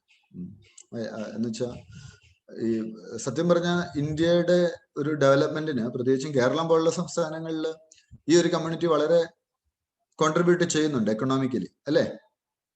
NRIs അല്ലെങ്കിൽ OCI ഒക്കെ കമ്മ്യൂണിറ്റീസ് ഒരുപാട് എക്കണോമിയുടെ ഡെവലപ്മെന്റിന് വേണ്ടി അവിടെ നിന്നുള്ള ഫണ്ട് ഒക്കെ വളരെ പ്രധാനപ്പെട്ടതാണ്, അവർ സഹായിക്കുന്നു. അപ്പൊ ഇങ്ങനെ വരുമ്പോൾ നമ്മൾ ഇതിൽ 3 കാര്യങ്ങൾ പറയുന്നുണ്ട്. ആ ഏരിയാസ് എന്താണെന്നുള്ള ഒരു ക്ലാരിറ്റി ഉണ്ട്. ഒന്ന് പ്രൊട്ടക്റ്റഡ് ഏരിയയെ കുറിച്ച് പറയുന്നു. All areas falling between inner line and international border of the state are protected areas. കേട്ടോ, ഇന്നർ ലൈൻ എന്ന് വെച്ചാൽ എന്താ? ഇപ്പൊ എനിക്കോ നിങ്ങൾക്കോ നോർത്ത് ഈസ്റ്റിൽ പോകണേ നമുക്ക് എന്ത് വേണം? ഇന്നർ ലൈൻ പെർമിറ്റ് എടുക്കണം. അല്ലാതെ നമുക്ക് പോലും പോകാൻ സാധിക്കുമോ? നമുക്ക് പോലും പോകാൻ സാധിക്കത്തില്ല. അപ്പോ ഇത് ഒരു പ്രധാനപ്പെട്ട ഒരു സംഗതിയാണ്. അതിൽ വരുന്നത് ഹോൾ ഓഫ് അരുണാചൽ പ്രദേശ് വരും. അവിടെ ഒരു ക്ലാരിറ്റി ഉണ്ടാക്കിയല്ല. ഹിമാചൽ പ്രദേശിന്റെ പാർട്സ്, ജമ്മു ആൻഡ് കാശ്മീരിന്റെ പാർട്സ്, ഹോൾ ഓഫ് മണിപ്പൂർ വരും, ഹോൾ ഓഫ് മിസോറാം വരും, ഹോൾ ഓഫ് നാഗാലാൻഡ് വരും. പാർട്സ് ഓഫ് രാജസ്ഥാൻ വരുന്നതിന് കാര്യം ബോർഡർ ഉണ്ട്, ഇന്റർനാഷണൽ ബോർഡർ ഉണ്ട്. ഏത് രാജ്യമായിട്ട്?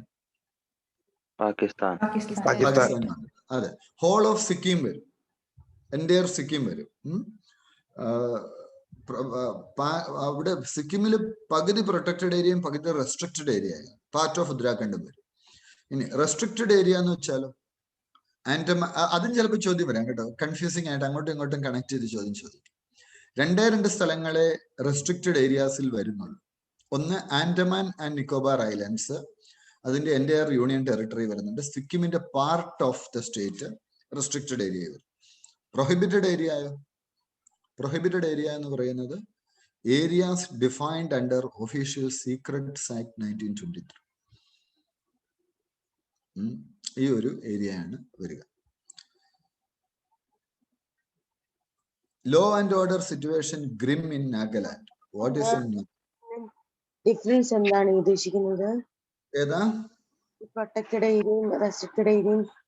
അതായത് അവിടെ 2-3 കാര്യം. ഒന്ന് എന്താ പറയാ, ഒന്ന് ഇന്റർനാഷണൽ ബോർഡറും ആയിട്ടുള്ള ഏരിയാസിൽ ഈ OCIസിലൊക്കെ ഉള്ള ആളുകളുടെ ഒരു പോസിബിലിറ്റി എന്താണ്? ഇപ്പൊ ഞാൻ പറയുന്നത്, ഇപ്പൊ OCI കാർഡ് ഹോൾഡർ, നിങ്ങൾ ആ ഡെഫിനിഷൻ വായിച്ചോ? ഡെഫിനിഷൻ വായിച്ചപ്പോ മുത്തശ്ശന്മാരൊക്കെ ഇന്ത്യക്കാരായിട്ടുള്ള ആൾക്കാരുണ്ട്.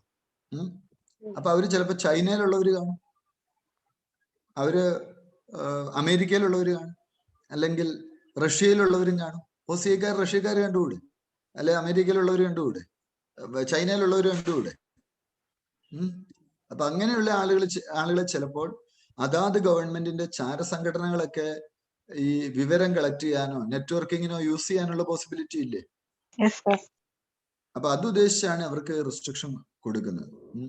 അപ്പൊ ആ ഒരു പിന്നെ ഇപ്പൊ ഈ പ്രൊട്ടക്റ്റഡ് ഏരിയാസിന്റെ വലിയൊരു പ്രശ്നം അവിടെ ഇൻസർജൻസി വളരെ കൂടുതലാണ്. അപ്പൊ ഗവൺമെന്റിനെതിരെയുള്ള പ്രക്ഷോഭങ്ങൾക്കൊക്കെ ആളിലേക്ക് എത്താൻ വളരെ എളുപ്പമാണ് അത്തരം പ്രദേശങ്ങളിൽ. ഫണ്ടൊക്കെ പുറത്തുനിന്ന് വരികയാണ്, അല്ലേ? സാധ്യതയുണ്ടോ? അതുകൂടാതെ ഉള്ളിലേക്കുള്ളവരെ മണി ലെൻഡേഴ്സ് ഒക്കെ ഒരുപാട് ബുദ്ധിമുട്ടിക്കുന്നു. ഉണ്ട്. മണി ലെൻഡേഴ്സ് അവരെ സഹായിക്കുന്നുണ്ട്. അപ്പൊ ഇങ്ങനെയൊക്കെയുള്ള ഇഷ്യൂസും ഒക്കെ ഉള്ളത് കൊണ്ടാണ് നമ്മൾ ഈ ഏരിയാസിന് കൂടുതൽ പ്രാധാന്യം കൊടുക്കുന്നത്. പിന്നെ ഈ ആൻഡമാൻ നിക്കോബാറിന്റെ ഒക്കെ പ്രത്യേകത, അത് സ്ട്രാറ്റജിക്കലി വളരെ ഇമ്പോർട്ടന്റ് ആയ പൊസിഷനാണ്. ഒരു യുദ്ധമൊക്കെ ഉണ്ടായി കഴിഞ്ഞാൽ ഏറ്റവും പ്രധാനപ്പെട്ട ഒരു ഭാഗമാണ്. സിക്കിം ഈ ഏതുമായിട്ടാ ബോർഡർ ഉള്ളത്? സിക്കിം നേപ്പാളും ചൈനയുടെ കൺട്രോളിലുള്ള പ്രദേശമാണല്ലോ ടിബറ്റ് എന്നൊക്കെ പറയുന്നത്. അപ്പൊ ആ ഏരിയാസിലും പ്രശ്നം ഉണ്ടാക്കാൻ എളുപ്പമാണ് പുറത്തു നോക്കിയുള്ള ആൾക്കാർ വന്നാലേ. അടുത്ത ലോ ആൻഡ് ഓർഡർ സിറ്റുവേഷന്റെ കുറിച്ച് കാണുകയാണ്. നാഗാലാൻഡ് ഗവർണർ അവിടുത്തെ ലോ ആൻഡ് ഓർഡർ സിറ്റുവേഷനിൽ ഒരു ബുദ്ധിമുട്ട് അദ്ദേഹം ഡിറ്റീരിയറേറ്റിംഗ് ലോ ആൻഡ് ഓർഡർ സിറ്റുവേഷനെ കുറിച്ച് പറഞ്ഞു. ആർട്ടിക്കിൾ 371A, ഗവർണർക്ക് സ്പെഷ്യൽ റെസ്പോൺസിബിലിറ്റി ഉണ്ട് നാഗാലാൻഡിൽ. എൻറ്റയർ നാഗാലാൻഡിൽ ആപ്ലിക്കബിൾ ആണ്. സ്പെഷ്യൽ റെസ്പോൺസിബിലിറ്റിയെ കുറിച്ച് നമ്മൾ പറയുമ്പോൾ ഏതെങ്കിലും തരത്തിലുള്ള ഇന്റേണൽ ഡിസ്റ്റർബൻസസ് നാഗാ ഹിൽസിലോ ടുവാൻസാങ് ഏരിയയിലോ ഉണ്ടായാൽ അവിടുത്തെ ലോ ആൻഡ് ഓർഡറുമായി ബന്ധപ്പെട്ടിട്ടുള്ള അധികാരം പിന്നീട് സ്റ്റേറ്റ് ഫോർമേഷന് ശേഷവും കണ്ടിന്യൂ ചെയ്യപ്പെട്ടിട്ടുണ്ട്. അതാണ് ഗവർണർക്ക് അധികാരം കൊടുക്കുന്നത്. അവിടെ ഈ ട്രൈബലുകൾ തമ്മിലുള്ള കോൺഫ്ലിക്ട്സ് വളരെ കോമൺ ആണ് നാഗാലാൻഡ് പോലെയുള്ള പ്രദേശങ്ങളിൽ. അപ്പൊ ലോ ആൻഡ് ഓർഡറുമായി ബന്ധപ്പെട്ടിട്ടുള്ള കാര്യങ്ങൾ നിലനിർത്തേണ്ടത് ഗവർണറുടെ കൂടി അവിടുത്തെ ഒരു ഉത്തരവാദിത്വമാണ്. ഗവർണർ എന്ന് പറയുന്ന വ്യക്തി ഒരു സംസ്ഥാനത്തിന്റെ ചീഫ് എക്സിക്യൂട്ടീവ്. ആർട്ടിക്കിൾ 166(3) ഗവർണർക്ക് ചില അധികാരങ്ങൾ കൊടുക്കുന്നുണ്ട്. To allocate business of government among the ministers. അതിൽ ഫിനാൻഷ്യൽ പവറിലേക്ക് നോക്കുക.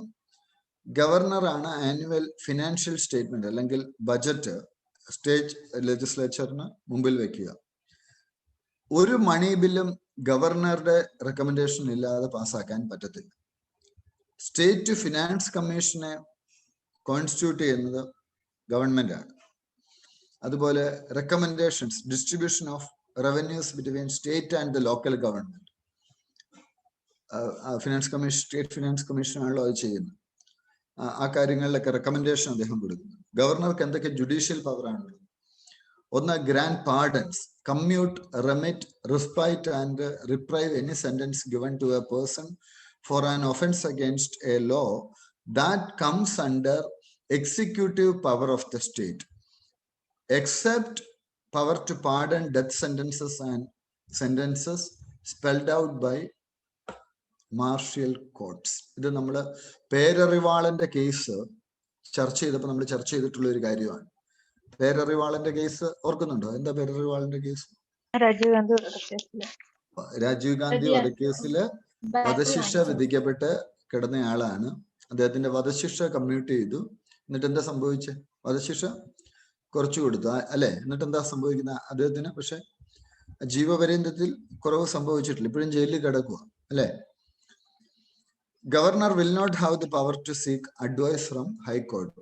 പിന്നെ അപ്പം ഈ മാർഷ്യൽ കോർട്സ്, മാർഷ്യൽ കോർട്ട് എന്ന് വെച്ചാൽ എന്താണ്?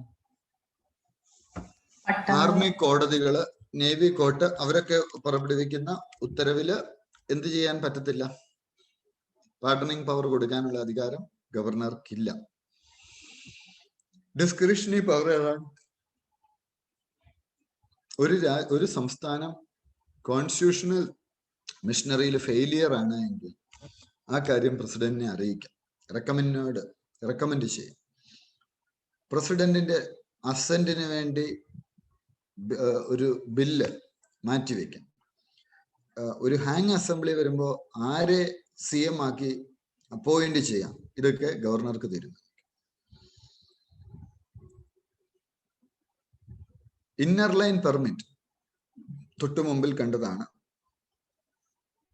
Union home minister during his visit to north east heralded the recently granted inner line permit system as the best gift to people of Manipur എന്നാണ് അദ്ദേഹം പറഞ്ഞിരിക്കുന്നത്. എന്തിനാണ് ഇങ്ങനെ ചെയ്യുന്നത്? ഇന്നർ ലൈൻ പെർമിറ്റ് എന്തിനാണ് വെച്ചിരിക്കുന്നത്?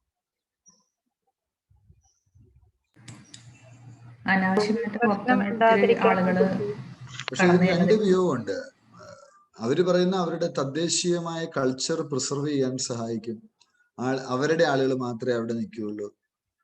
സത്യത്തിൽ ഇങ്ങനെയൊക്കെയുള്ള സിസ്റ്റം ഉള്ളത് കൊണ്ടല്ലേ ഈ ഇൻസർജൻസി ഒക്കെ ഇവിടെയൊക്കെ കൂടുന്നത്? അല്ലേ? ഇപ്പൊ ഇന്ത്യ നമ്മൾ അവിടെ പോകുന്നു, നമ്മൾ അവിടെ കച്ചവടം ചെയ്യുന്നു, നമ്മൾ വീട് വെക്കുന്നു, നമ്മളും ആ കമ്മ്യൂണിറ്റിയുടെ കൂടെ മിക്സ് ചെയ്ത് തന്നാല് കേരളത്തിൽ എത്രയോ ഡിഫറെന്റ് കമ്മ്യൂണിറ്റി. അതാണ് നല്ലത്. നാഷണൽ ഇന്റഗ്രേഷൻ അതാണ് നല്ലത്. ഇപ്പൊ കേരളത്തിൽ എത്രയോ കമ്മ്യൂണിറ്റീസ് ഉണ്ട്, അവർ ഓരോ വിഭാഗമായിട്ട് അവർ ജീവിക്കും. അല്ലാതെ ഒരു കമ്മ്യൂണിറ്റി വന്നാൽ മറ്റേ കമ്മ്യൂണിറ്റിയുടെ എന്താ പറയാ, അവരുടെ സ്വാഭാവികത നഷ്ടപ്പെടുന്നു പറയുന്നതിൽ വലിയ അർത്ഥമുണ്ടോ?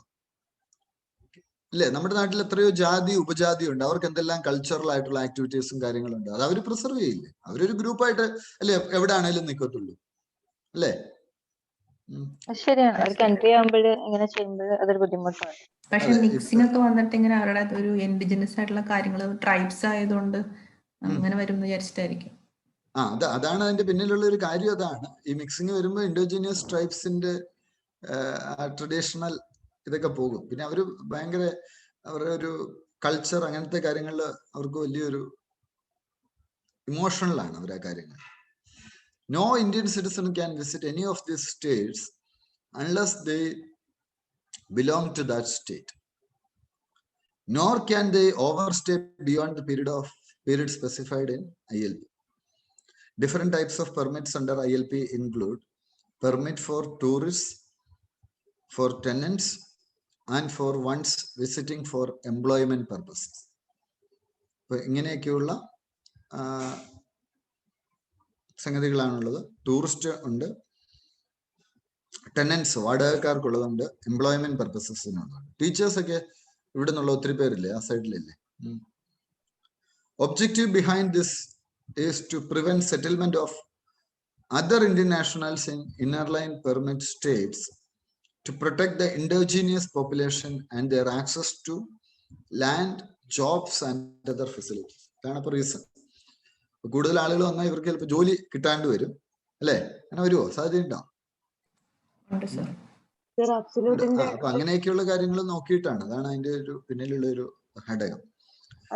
ILP സിസ്റ്റം അക്കാഡമിയുടെ അടുത്തുള്ള ഹോസ്റ്റലില് അവിടെയുള്ള വീട്ടിലെ ടീച്ചർ നാഗാലാൻഡിലെ ടീച്ചറായിരുന്നു, പഠിപ്പിച്ച ടീച്ചറായിരുന്നു. അത് ശരി, അത് ശരി. മലയാളി ടീച്ചേഴ്സ് ഒത്തിരി പേര് അവിടെ പഠിപ്പിക്കുന്നുണ്ട്. എനിക്ക് തോന്നുന്നു സ്കൂളുകൾ മിക്കവാറും ഈ നോർത്ത് ഈസ്റ്റ് സ്കൂൾ റൺ ചെയ്യുന്ന ആരാന്നറിയാം? കൂടുതലും മലയാളികളാണ്. എന്റെ ഒരു കസിൻ അരുണാചൽ പ്രദേശിൽ പഠിപ്പിക്കുന്നുണ്ടായിരുന്നു, ഇപ്പൊ വന്നു, റിട്ടയർ ആയിട്ട് വന്നു. എന്റെ ഏട്ടൻ അവിടെ പഠിപ്പിക്കുന്നുണ്ട് അല്ലേ? അത് ശരി, അത് ശരി. അവർക്ക് ഈ നമുക്ക് കേരളീയർക്ക് എഡ്യൂക്കേഷണൽ സെക്ടറിൽ പുറത്ത് വലിയ റെസ്പെക്റ്റ് ആണ് കേട്ടോ. അവരതിനെ ഒത്തിരി വാല്യൂ ചെയ്യും. ഇപ്പൊ നമ്മുടെ തന്നെ ഈ കറണ്ട് അഫയേഴ്സ് ക്ലാസ്സിന് മറ്റ് സ്റ്റേറ്റ്സിൽ നിന്ന് ഒത്തിരി പേര് എൻക്വയറി കിട്ടും. മറ്റ് സ്റ്റേറ്റിൽ നിന്ന് നമ്മുടെ ജനറൽ ആയിട്ട് പോയി കഴിഞ്ഞപ്പോഴേ ഒത്തിരി പേര് വന്നു. കേരള ബേസ്ഡ് ആയിട്ടുള്ള ഇൻസ്റ്റിറ്റ്യൂഷൻ ആളുകൾ ഒത്തിരി പ്രാധാന്യം കൊടുക്കുന്നുണ്ട് പൊതുവെ ഇന്ത്യയുടെ മറ്റു സംസ്ഥാനങ്ങൾ. ILP and Manipur. ILP system was formally introduced in Manipur on January 1st, 2020. Manipur 4ാമത്തെ സ്റ്റേറ്റ് ആണ് ഈ സിസ്റ്റം ഉള്ളത്. അപ്പൊ ബാക്കി സ്റ്റേറ്റ് അതൊക്കെ അരുണാചൽ, നാഗാലാൻഡ്, മിസോറാം. അപ്പൊ ഇത് നോക്കണം, എൻ്റെ നോർത്ത് ഈസ്റ്റിൽ ഇല്ല കേട്ടോ.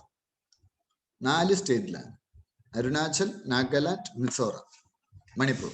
ഈ സ്റ്റേറ്റിന്റെ പ്രത്യേകത എന്താ? ട്രൈബൽ ഡോമിനേഷൻ ഉള്ള സ്റ്റേറ്റ്സ് ആണ് അല്ലെ? ഒറിജിൻ എങ്ങനെയാണ് വരുന്നത്? ബ്രിട്ടീഷുകാർ തുടങ്ങി വെച്ചതാണ്. ഈ ട്രേഡിംഗ് ഇൻട്രസ്റ്റും മറ്റുമൊക്കെ പ്രൊട്ടക്ട് ചെയ്യാൻ വേണ്ടി അത് ബ്രിട്ടീഷ് സബ്ജക്ട്സ് എന്നുള്ളത് മാറ്റി ഇന്ത്യൻ ഗവൺമെന്റ് ഇന്ത്യൻ സിറ്റിസൺസ് എന്നുള്ളതാക്കി വെച്ചു പിന്നീട്. അപ്പൊ ഇൻഡോജീനിയസ് ട്രൈബൽ കമ്മ്യൂണിറ്റീസിനെ നമ്മൾ പ്രൊട്ടക്ട് ചെയ്യാൻ. മെഡിക്കൽ ഡിവൈസസ് ഡ്രഗ്സ് ആയി കണക്കിൽ എടുക്കണം എന്നുള്ള ഒരു നോട്ടിഫിക്കേഷൻ. മെഡിക്കൽ ഡിവൈസസ് ഡ്രഗ്സ് ആയിട്ട് തന്നെ കണക്കിലെടുക്കണം. All medical devices are now be regulated by government as drugs for quality control and price monitoring. Devices ഒക്കെ വലിയ പൈസയാ അല്ലേ? ഈ ഡിവൈസില് ഈ ചെറിയ സാധനത്തിന് വരെ ലാക്സ് ആണ് സാർ വാങ്ങിക്കുന്നത്. അത് ഇവർക്ക് ആക്ച്വലി അത്രയൊന്നും കാണത്തില്ല അല്ലെ? ഇവര് ഹോസ്പിറ്റലിൽ ഉള്ളത് കോമൺലി യൂസ് ആക്കുന്നത്, അല്ലാതെ പുറത്തുനിന്ന് എടുക്കുന്നതിന് 1000 അങ്ങനെ തുടങ്ങുന്നത് വരുന്നത് തന്നെ. അപ്പൊ പലപ്പോഴും നമുക്ക് ഈ ജീവൻ നിലനിർത്താൻ വേണ്ട കാര്യങ്ങൾക്ക് അത് റെഗുലേറ്റ് ചെയ്യുന്ന എന്താണെങ്കിലും ഒരു പുതിയൊരു കാര്യമാണ്, നല്ലൊരു കാര്യമാണ്. ഡ്രഗ്സിനൊക്കെ റേറ്റ് കുറവാണ് സാർ. ഇപ്പൊ കഴിഞ്ഞ ദിവസം ഒരാള് പറയായിരുന്നു, അയാള് ഈ BP ഗുളിക ഈ ജന ഔഷധി എന്ന് വാങ്ങിച്ചപ്പോ 25% പ്രൈസ് ആയുള്ളൂ. പുള്ളി നോർമൽ മെഡിക്കൽ ഷോപ്പിൽ നിന്ന് വാങ്ങിക്കുന്ന അതേ ഗുളിക ആ ജനറിക് മെഡിസിൻ ആണല്ലോ ഈ ജന ഔഷധിയിൽ കൊടുക്കുക. ആക്ച്വൽ പ്രൈസിന്റെ പുറത്തെ പ്രൈവറ്റ് മെഡിക്കൽ ഷോപ്പിൽ കിട്ടുന്നതിന്റെ 25% ഒക്കെ കോസ്റ്റേ ആയുള്ളൂ. അത് ഒരുവിധം എല്ലാത്തിനും അങ്ങനെ തന്നെയാണ് സാർ. ക്യാൻസറിന്റെ ആണെങ്കിലും ഹാർട്ടിന്റെ ആണെങ്കിലും ഒക്കെ അതേ റേറ്റ് വരുന്നുള്ളൂ, ചെറിയ വില വരുന്നുള്ളൂ അല്ലെ ജന ഔഷധി ഇതില്. പക്ഷെ പലർക്കും അതിനെ കുറിച്ച് വലിയ ഐഡിയ ഇല്ല എന്ന് തോന്നുന്നു. നോർമൽ മെഡിക്കൽ സ്റ്റോറിൽ ക്യൂ ആയിരിക്കും, ഇവിടെ അതിനുള്ള കാര്യം ഞാൻ കണ്ടത് ഈ ജന ഔഷധി കേന്ദ്രങ്ങളൊക്കെ ഇന്റീരിയർ സ്ഥലങ്ങളിലാണ് പലയിടത്തും ഇരിക്കുന്നത്. എന്ന് വെച്ചാൽ മെയിൻ റോഡിലല്ല. മെയിൻ റോഡിൽ റെന്റ് ഒക്കെ ഒത്തിരി കൂടുതലല്ലേ. അപ്പൊ ഇവര് ഏതെങ്കിലും ഒരു ചെറിയ എഡ റോഡിലോ അങ്ങനെയുള്ള പ്രദേശങ്ങളിലൊക്കെയാണ് വരുന്നത്. പിന്നെ നമ്മുടെ ഗവൺമെന്റ് ഇതിനധികം പബ്ലിസിറ്റി കൊടുക്കുന്നില്ല സെൻട്രലിന്റെ. അങ്ങനെ നോക്കേണ്ട കാര്യമില്ല, സെൻട്രലിന്റെ ആണെങ്കിലും നല്ലതാണ്. നമ്മളെല്ലാം അല്ലെ അൾട്ടിമേറ്റ്ലി ഗവേണൻസിലേക്ക് പോകും. ഇത് ആര് ചെയ്യുന്നു എന്നുള്ളതല്ലല്ലോ, ആർക്കും അറിയില്ല സാർ. അതാണ്. അതെ. ഇത് ഇങ്ങനെ ഒത്തിരി നല്ല പ്രൊജക്ടുകൾ വരുന്നുണ്ട്. അടുത്തത് new domicile order and rules. ഇപ്പൊ ഇന്ന് നമ്മൾ കാണുന്ന exclusively polity related current affairs മാത്രമാണ് നമ്മൾ കവർ ചെയ്തു പോകുന്നത്. നമ്മൾ ഈ രീതിയിലായിരിക്കും പോകുന്നത്. എല്ലാ subject wise full current affairs നമ്മൾ കവർ ചെയ്തു പോകും. ഓരോ സബ്ജക്ട് വൈസ് ആയിട്ടാണ് പോകുന്നത്. അപ്പോൾ centre has passed new domicile order and rules evoking sharp reaction from stakeholders like unemployed youth, traders and all mainstream political parties who can be domiciled or employed in Jammu and Kashmir. നിങ്ങൾ ഈ certificate വാങ്ങിക്കത്തില്ലേ? Domicile certificate വാങ്ങിക്കാറില്ലേ? എവിടെ പോയി വാങ്ങിക്കുന്നത്? വില്ലേജിൽ നിന്നാണോ കിട്ടുന്നത് ഡൊമിസൈൽ സർട്ടിഫിക്കറ്റ്? ചില ജോലിക്കൊക്കെ അപ്ലൈ ചെയ്യുമ്പോൾ വാങ്ങിക്കത്തില്ല. ഇപ്പൊ ഈ ലിസ്റ്റ് പ്രകാരം എന്താണ് ഡൊമിസൈൽ ആപ്ലിക്കന്റ് എന്ന് പറയാൻ പറ്റുന്ന ആരെയാണ്? 15 വർഷമായിട്ട് ജമ്മു ആൻഡ് കാശ്മീരിൽ താമസിക്കുന്ന ആർക്കും ഡൊമിസൈൽ സ്റ്റാറ്റസ് കിട്ടും. അങ്ങനെയുള്ള ആൾക്ക് എന്തൊക്കെയാ ഗുണങ്ങൾ കിട്ടും? 7 വർഷം സ്റ്റേറ്റിൽ പഠിച്ചു വരാം. 10ാം ക്ലാസ്സും 12ാം ക്ലാസ്സും എക്സാമിനേഷൻ അവിടെ എഴുതിയ ഡൊമിസൈൽ സ്റ്റാറ്റസ്. അതുപോലെ സെൻട്രൽ ഗവൺമെന്റ് ഓഫീസേഴ്സിന്റെ കുട്ടികൾക്ക് IAS IPS officers, armed paramilitary forces, public sector undertakings, banks, central universities, ഇതിലൊക്കെ ജമ്മു ആൻഡ് കാശ്മീരിൽ 10 വർഷം സേവ് ചെയ്തവർക്ക് എന്തിന് അപ്ലൈ ചെയ്യാം? ഗസറ്റഡ് ആൻഡ് നോൺ ഗസറ്റഡ് ജോബ്സിന് അപ്ലൈ ചെയ്യാം. ഇതൊരു ജസ്റ്റിഫിക്കബിൾ ആയിട്ടുള്ള കാര്യമല്ലേ? കാര്യം ഇപ്പൊ നമ്മൾ വേറൊരു നാട്ടിൽ പോയി നമ്മൾ ആ നാടിന്റെ ഡെവലപ്മെന്റിന് വേണ്ടി കോൺട്രിബ്യൂഷൻ കൊടുക്കുകയാണ്. അവിടുത്തെ ജോലിക്ക് നമ്മുടെ മക്കൾക്ക് അപേക്ഷിക്കാൻ പറ്റത്തില്ല എന്ന് പറഞ്ഞാൽ അത് ഇൻജസ്റ്റിസ് അല്ലേ? കാര്യം ഈ പറഞ്ഞ ആളുകളെല്ലാം വെള്ളം കോരാൻ അവര് വേണം അല്ലെ? അവരവിടെ ജോലി ചെയ്യണം, സ്റ്റേറ്റ് റൺ ചെയ്യണം, അവസാനം അവരുടെ മക്കൾക്ക്. അങ്ങനെയാണ് ഈ ജമ്മു ആൻഡ് കാശ്മീരിലോട്ടൊന്നും ഈ നല്ല പ്രീമിയർ ഇൻസ്റ്റിറ്റ്യൂട്ട് കോളേജുകളിലൊന്നും പ്രൊഫസേഴ്സ് ഒന്നും പോകത്തില്ലായിരുന്നു ഈ ഒരു പ്രശ്നം കാരണം. കാര്യം ലാസ്റ്റ് അവർക്ക് അവരുടെ മക്കൾക്ക് അവിടെ നിൽക്കാനൊന്നും പറ്റാത്ത ഒരു സിറ്റുവേഷനാണ്. അപ്പൊ ഇതിന് മാറ്റം വന്നിരിക്കുന്നു.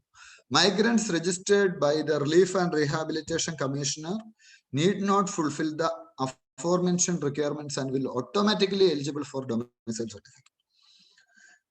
Non-gazetted class 4 jobs പക്ഷേ ജമ്മു ആൻഡ് കാശ്മീർ നേറ്റീവ്സിന് മാത്രമാണ്.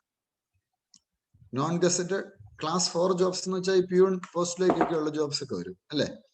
അതൊക്കെ അവർക്ക് മാത്രം, ബാക്കി എല്ലാവർക്കും. അടുത്ത Mizoram Bru refugees demand immediate implementation of settlement plan. Bru refugees എവിടെയുള്ളവരാണ് എന്നുള്ള ഒരു ചോദ്യം വരാം. അവര് ആവശ്യപ്പെട്ടിരിക്കുന്നത് എന്താണ്? ത്രിപുരയിലേക്ക് അവര് റീഹാബിലിറ്റേഷൻ ത്രിപുരയിൽ വരണം.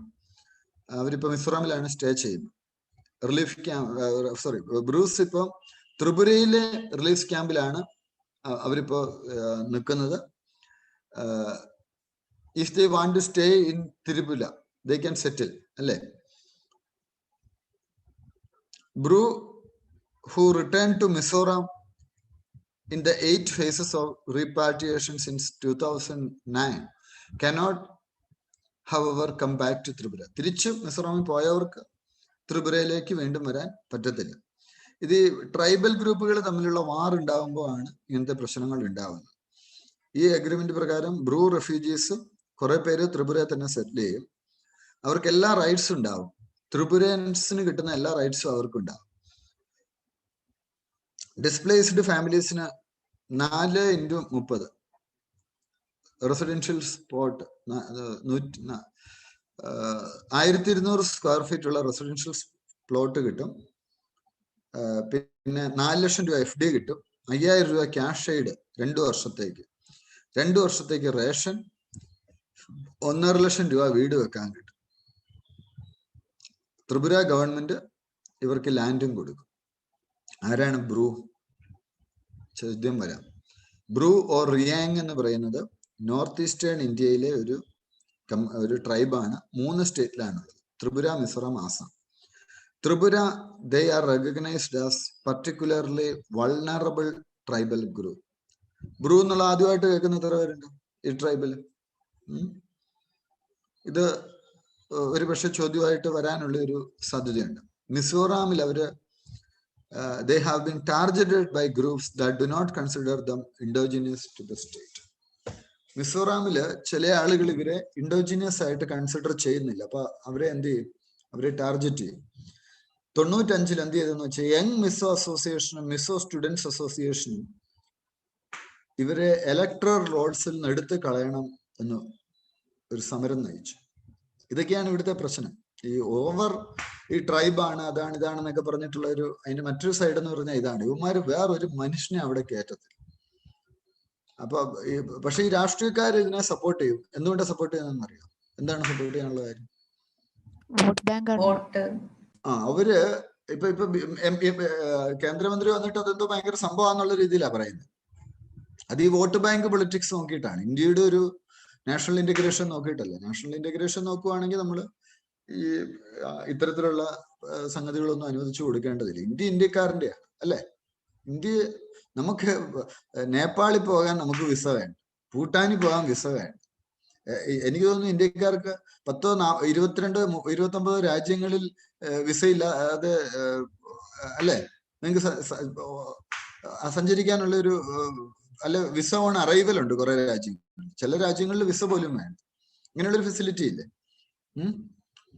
അപ്പൊ ഇപ്പൊ നേപ്പാളിൽ നമുക്ക് സഞ്ചരിക്കാൻ എന്താ വേണ്ട? നേപ്പാളിൽ ഭൂട്ടാനിൽ പോകാൻ എന്താ വേണ്ട?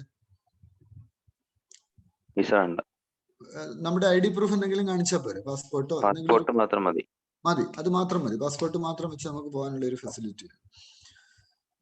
സാർ പക്ഷേ ഈ നോർത്ത് ഈസ്റ്റിലുള്ളവര് അവരെന്ന് പറഞ്ഞ ഈ ബ്രിട്ടീഷുകാരുടെ സമയം തൊട്ട് അവരൊക്കെ ഒരുപാട് ഇങ്ങനെയൊക്കെ അനുഭവിച്ചവര് അല്ലേ? മീൻസ് കൂടുതലും അല്ല, അവരത് അത്രയും സഫർ ചെയ്തിട്ടുണ്ടോ? അവരങ്ങനെ അത്രയും സഫർ ചെയ്തിട്ടില്ല. ഇവിടെ നോർത്ത് ഈസ്റ്റിലെ പ്രശ്നം എന്ന് വെച്ചാൽ നമ്മുടെ ഇവിടുത്തെ പോലെ അല്ല. ഇപ്പൊ മിസോറാമിൽ തന്നെ ഒരു 20, 30, 40 ട്രൈബ്സ് കാണും. ഓരോ വില്ലേജും ഓരോ മല ഓരോ ട്രൈബിന്റെ കൺട്രോളിലാണ്. ഇവന്മാര് തമ്മിൽ അങ്ങോട്ടും ഇങ്ങോട്ടും അടിയാണ്. മനസ്സിലാവുന്നുണ്ടോ? ഒരു ആ സ്പിരിറ്റ് ഭയങ്കരമായിട്ടില്ല. ഇപ്പൊ നമ്മൾ കേരളീയർ എന്നുള്ള ഒരു സ്പിരിറ്റ് ഉണ്ടെന്ന് പറഞ്ഞ പോലെ അല്ല അവിടെ അവർക്ക് ട്രൈബിനാണ് പ്രാധാന്യം. ഈ ഒത്തിരി എഡ്യൂക്കേഷൻ ഇല്ലാത്തതിന്റെ മെയിൻ പ്രശ്നമല്ലേ? അല്ല, നോർത്ത് ഈസ്റ്റേൺ സ്റ്റേറ്റ്സിൽ പലതിലും എഡ്യൂക്കേഷൻ ചില സമയത്ത് അവർ കേരളത്തെ ബ്രേക്ക് ചെയ്തിട്ടില്ല. എഡ്യൂക്കേഷൻ ഉണ്ട്. പക്ഷെ ഈ സ്പിരിറ്റ് ആണ്, ട്രൈബൽ സ്പിരിറ്റ് വളരെ കൂടുതലാണ്. എന്ന് വെച്ചാൽ അവരുടെ കാറ്റഗറി എന്നുള്ള ഒരു സ്പിരിറ്റ് കുറച്ച് പലപ്പോഴും കൂടുതലുണ്ട് അങ്ങനെയുള്ള സ്ഥലങ്ങൾ. ഇതൊരു പ്രശ്നമാണ്. അപ്പൊ അതുകൊണ്ടാണ് ഇപ്പൊ ഈ ബ്രൂസ് പോലെയുള്ള ട്രൈബ്സ് നേരിടുന്ന പ്രശ്നം അതാണ്. അവരെ സംബന്ധിച്ച് എന്താണ്? അവരെ മറ്റവർ അംഗീകരിക്കത്തില്ല. അവരെ അവിടുന്ന് അടിച്ചോടിക്കാൻ ശ്രമിക്കും. അപ്പൊ പൊളിറ്റിക്കൽ ഓട്ടോണമി മിസോറാമിലെ ബ്രൂസ് ആവശ്യപ്പെടുന്നു. ഓട്ടോണമസ് ഡിസ്ട്രിക്ട് കൗൺസിൽ വേണം എന്നാണ് പറയുന്നത്. ഈ 6th ഷെഡ്യൂൾ ഓഫ് ദ കോൺസ്റ്റിറ്റ്യൂഷനിലാണ് ട്രൈബൽ കൗൺസിൽസിനെ കുറിച്ച് പറഞ്ഞിട്ടുള്ളത്. അപ്പൊ അവർക്ക് അവരുടേതായ ഒരു ഗവേണൻസിനൊക്കെ കൂടുതൽ പ്രാധാന്യം ലഭിക്കും. ഇതെല്ലാം ഗവേണൻസ് എന്നുള്ള തീമിൽ വരുന്നതാണ് ഈ ഏരിയ. എത്നിക് ടെൻഷൻ ഉണ്ടായ 97 ഒരു മിസോറാമിൽ 5000 ഫാമിലീസ് 30,000 ബ്രൂ ട്രൈബൽസ് അവർ ഫോഴ്സ് ചെയ്യപ്പെട്ടു ത്രിപുരയിൽ ഷെൽട്ടർ എടുക്കാൻ വേണ്ടി. അപ്പൊ അവര് അവിടുത്തെ ടെമ്പററി ക്യാമ്പ്സിലാണ് നടക്കുന്നത്. ഇത് ഒരു നാട്ടിൽ അംഗീകരിക്കാൻ പറ്റുന്ന കാര്യമല്ല. ഇപ്പൊ കാശ്മീരിലെ പണ്ഡിറ്റ്സിനെ കാശ്മീരിൽ നിന്ന് ഓടിച്ചു വിട്ടു. അംഗീകരിക്കാൻ പറ്റുമോ? ഇങ്ങനെയൊക്കെയുള്ള എന്റെ വ്യക്തിപരമായ ഒരു അഭിപ്രായം, അത്തരം സാഹചര്യങ്ങളിൽ ഗവൺമെന്റ് സ്ട്രോങ് ആയിട്ട് ഇടപെടണം അല്ലേ?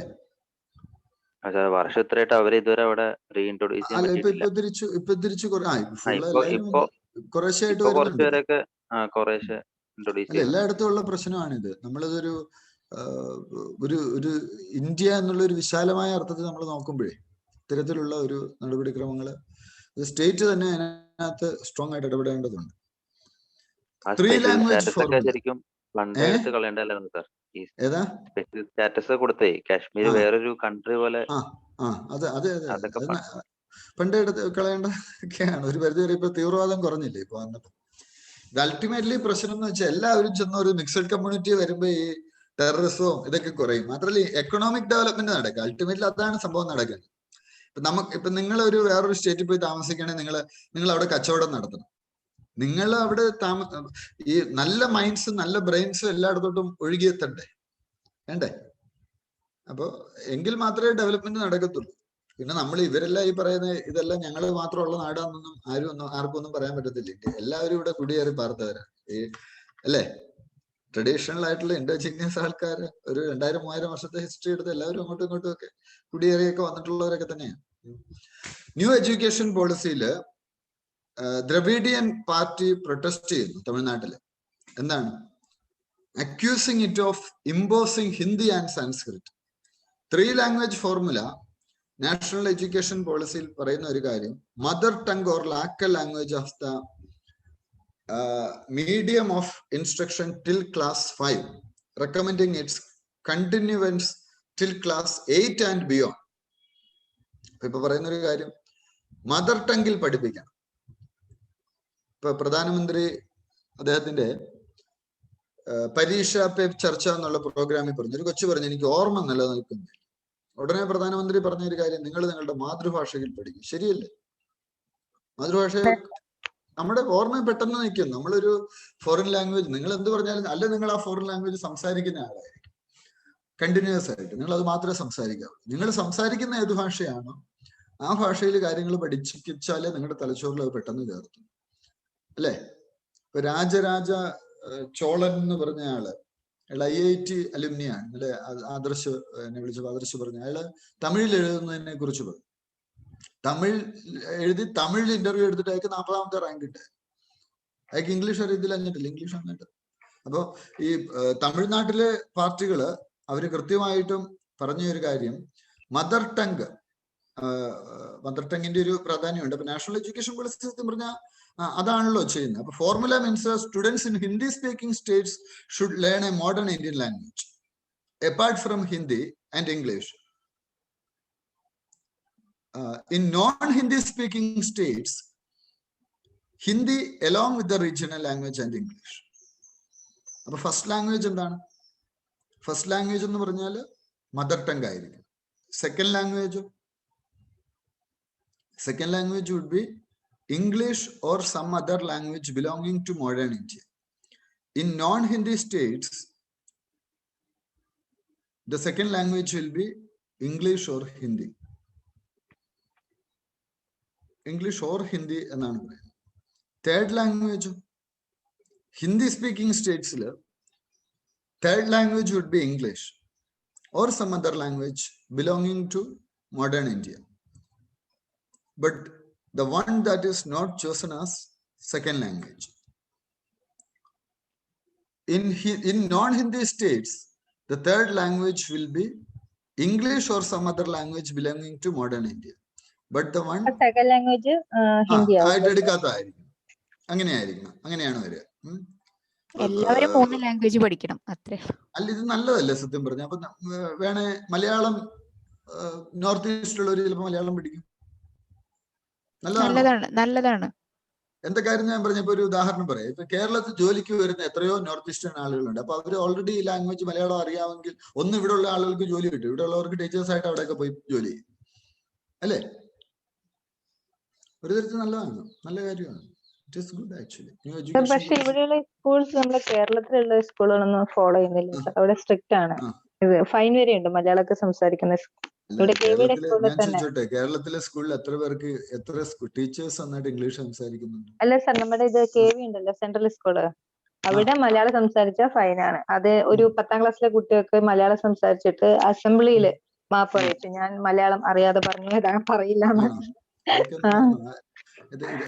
ഇതൊക്കെ കാഴ്ചപ്പാടിന്റെ ഒരു പ്രശ്നമാണ്. എന്നിട്ട് അവർക്ക് ഇംഗ്ലീഷ് അറിയത്തില്ല, അതല്ലേ പ്രശ്നം. എന്നിട്ട് ഈ കുട്ടികൾക്ക് ഇംഗ്ലീഷും അറിയത്തില്ല, ഹിന്ദി അറിയത്തില്ല, മലയാളം അറിയത്തില്ല, ഒന്നും അറിയത്തില്ല. ഇതാണ് ഇപ്പോഴത്തെ ഏറ്റവും വലിയ പ്രോബ്ലം. ഒരു ലാംഗ്വേജും അറിയത്തില്ല. കോൺസ്റ്റിറ്റ്യൂഷണൽ പ്രൊവിഷൻ എന്താണ്? 8th ഷെഡ്യൂൾ നമ്മൾ മുമ്പ് ചർച്ച ചെയ്താണ്. 22 ലാംഗ്വേജ് ഉണ്ട്. ഏതൊക്കെയാ? ആസാമീസ്, ബംഗാളി, ഗുജറാത്തി, ഹിന്ദി, കന്നഡ, കാശ്മീരി, കൊങ്കണി, മലയാളം, മണിപ്പൂരി, മറാത്തി, നേപ്പാളി, ഒറിയ, പഞ്ചാബി, സാൻസ്ക്രിറ്റ്, സിന്ധി, തമിഴ്, തെലുങ്ക്, ഉറുദു, ബോഡോ, സന്തളി, മൈഥിലി, ഡോഗ്രി. 22 ലാംഗ്വേജസ് നമുക്ക്, 22 languages. Article 346 of the Constitution recognizes Hindi in Devanagari script as the official language of Union Government of India, not the national language, official language. ഓർത്തോണം. നമ്മൾ മലയാളത്തിൽ പലപ്പോഴും ആളുകൾ നമ്മളെ പഠിപ്പിക്കുന്നത്, സ്കൂളിലൊക്കെ പഠിപ്പിക്കുന്നത് ഇന്ത്യയുടെ ദേശീയ ഭാഷ ഹിന്ദി എന്ന് പഠിപ്പിക്കാറുണ്ടോ സ്കൂളില്? പക്ഷെ തെറ്റാണ്. ആക്ച്വലി എന്താ പറയണ്ടേ, ഔദ്യോഗിക ഭാഷ എന്നുള്ള ടേമാണ് യൂസ് ചെയ്യുന്നത്. ടീച്ചേഴ്സിന് അതിനെക്കുറിച്ച് ഒരു അറിവില്ലാത്തതുകൊണ്ട് ചിലപ്പോൾ പറയുന്നതാണ്. ദേശീയ ഭാഷയല്ല ഹിന്ദി, ഔദ്യോഗിക ഭാഷയാണ്. However, the constitution did not declare Hindi as the national language. Kando, അടുത്ത sentence. ഞാൻ പറഞ്ഞത് തന്നെ. It rather accorded Hindi as the status of official language with English. ശ്രദ്ധിക്കുക, ലാംഗ്വേജുമായിട്ട് ബന്ധപ്പെട്ട് ഈ ഒരു ഡയമെൻഷനിൽ ചോദ്യം വരും. കാര്യം എന്താണെന്ന് വെച്ചാല് ഈ നാഷണൽ ലാംഗ്വേജ് എന്നായിരിക്കും ഓപ്ഷനിൽ കിടക്കുന്നത്. Which among the following is not correct എന്നായിരിക്കും. അപ്പൊ നമ്മൾ എന്ത് ചെയ്യും? ഇത് കറക്റ്റ് ആണല്ലോ എന്നേ നമ്മുടെ മൈൻഡ് പറയത്തുള്ളൂ. ആണോ? എന്താ കാര്യം? നമ്മുടെ ടീച്ചേഴ്സ് നമ്മളോട് പറഞ്ഞിരിക്കുന്നത് ഹിന്ദി നമ്മുടെ ദേശീയ ഭാഷയാണെന്നാണ്. ആണോ? അപ്പൊ സ്വാഭാവികമായിട്ടും നമ്മുടെ മൈൻഡ് അതേ പിക്ക് ചെയ്യത്തുള്ളൂ. അവിടെ പ്രശ്നം വരും. ആർട്ടിക്കിൾ 350A കോൺസ്റ്റിറ്റ്യൂഷൻ പറയുന്ന എന്താണ്? മദർ ടങ് പ്രൈമറി സ്റ്റേജിൽ പഠിപ്പിക്കണം. It shall be endeavor of every state and of every authority within the state to provide adequate facilities for instruction in the mother tongue at the primary stage of education to children belonging to linguistic minority groups. അതുപോലെ തന്നെ ഇപ്പൊ ഈ linguistic minorities group ഉള്ളിടത്ത് അവരുടെ ഭാഷ പഠിപ്പിക്കണം. കേരളത്തിൽ ദേവികുളം, പീരുമേട് പഞ്ചായത്തുകളിൽ തമിഴ് മീഡിയം സ്കൂളുകളുണ്ട്. അതുപോലെ കാസർഗോഡ് ഏത് മീഡിയം കാണും? കന്നഡ മീഡിയം ഉണ്ട് അല്ലെ? ബോർഡറിലുള്ള സ്കൂളുകളിലുണ്ട്.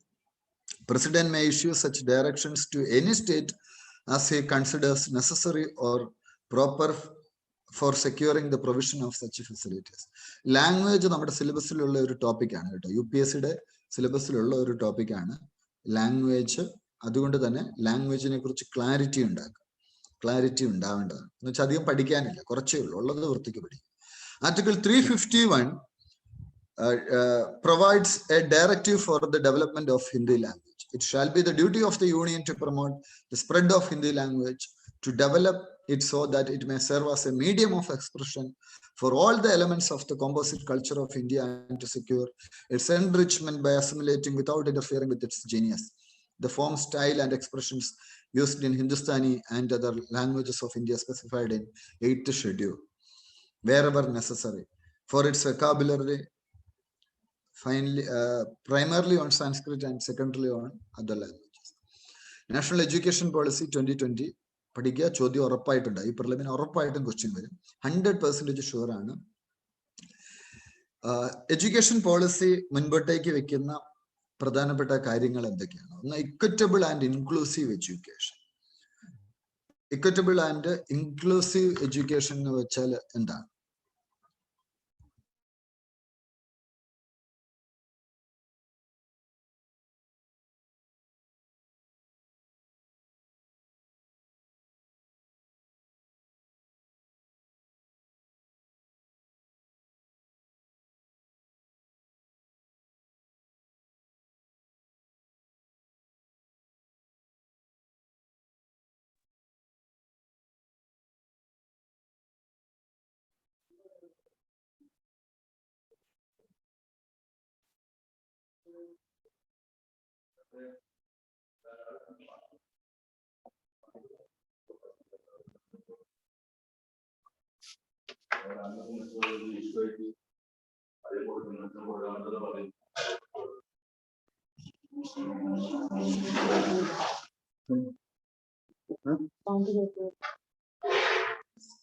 സോ അടുത്ത ഒരു നാഷണൽ എഡ്യൂക്കേഷൻ പോളിസിയുമായി ബന്ധപ്പെട്ട പ്രധാനപ്പെട്ട കാര്യങ്ങൾ നമ്മളൊന്ന് കാണാൻ പോവുകയാണ്.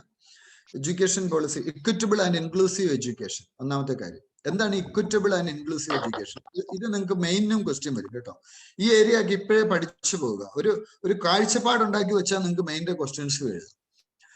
ഇപ്പോഴത്തെ എഡ്യൂക്കേഷന്റെ ഒരു പ്രത്യേകത എന്ന് വെച്ചാൽ ഒരു ഇൻക്ലൂസീവ് അല്ല. എല്ലാ സമുദായത്തിലും ഇപ്പൊ നിങ്ങൾ കമ്മ്യൂണിറ്റി വൈസ് എടുക്കുക. ചില ഇപ്പൊ സ്റ്റേറ്റ് വൈസ് നോക്കുമ്പോൾ മലയാളി മൊത്തത്തിൽ എഡ്യൂക്കേഷൻ ലെവല് കൂടുതലായിരിക്കും.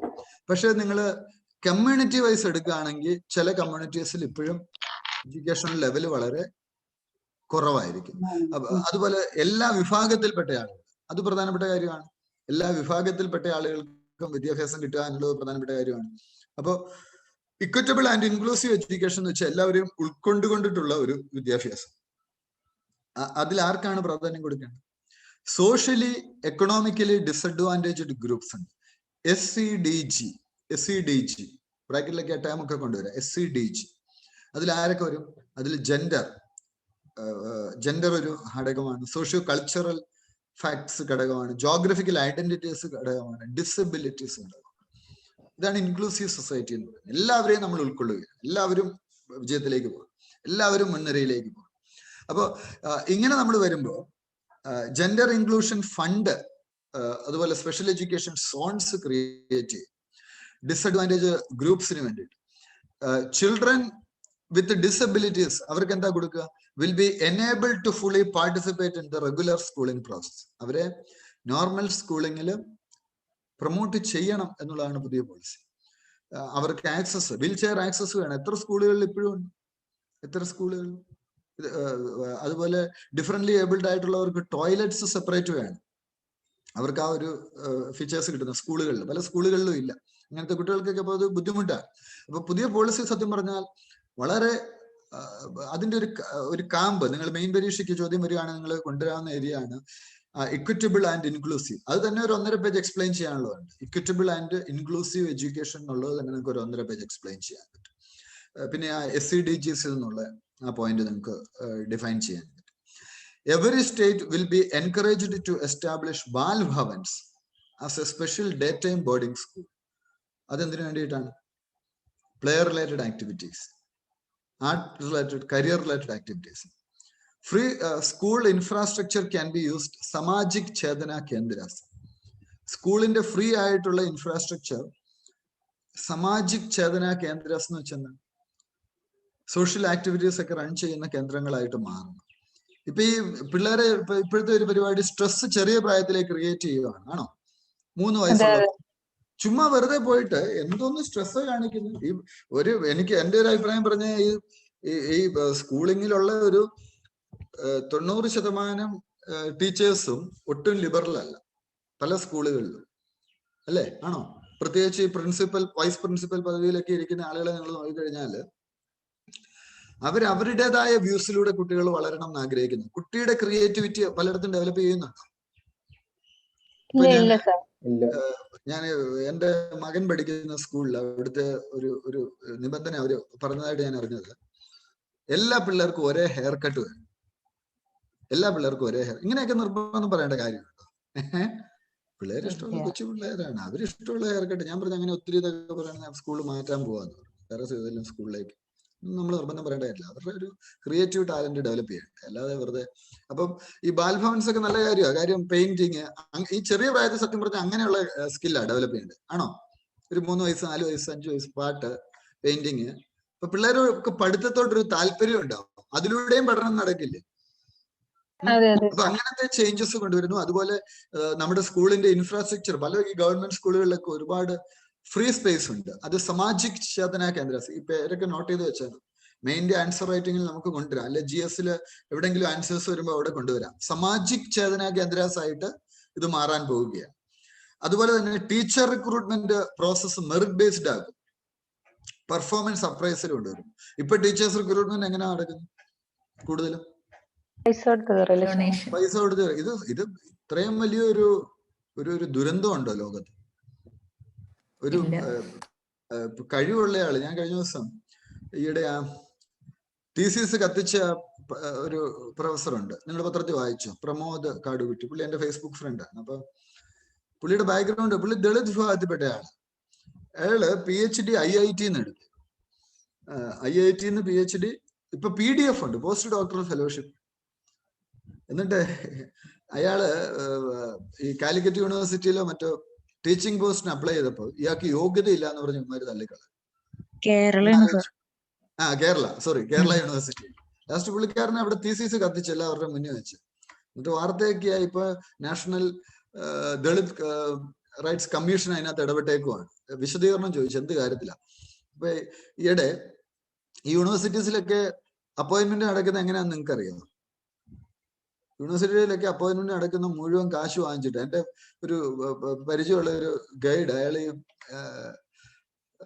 എയ്ഡഡ് കോളേജിലാണ് പഠിപ്പിച്ചുകൊണ്ടിരുന്നത്. എയ്ഡഡ് കോളേജിൽ 55 വയസ്സാണ് റിട്ടയർമെന്റ്. യൂണിവേഴ്സിറ്റി പോയാൽ എത്ര വയസ്സ് വരെ നിൽക്കാൻ പറ്റും? 55 58 ആണ്. ഇപ്പൊ കേരള ഗവൺമെന്റിന് എത്രയാണ് ഇപ്പൊ റിട്ടയർമെന്റ് ഏജ്? എത്രയാ കേരളത്തില്? 60 ഉണ്ടോ? ഇല്ല കേരളത്തിൽ സ്റ്റേറ്റിന്റെ 58 അല്ലേ? 58 ആണോ ഇപ്പൊ?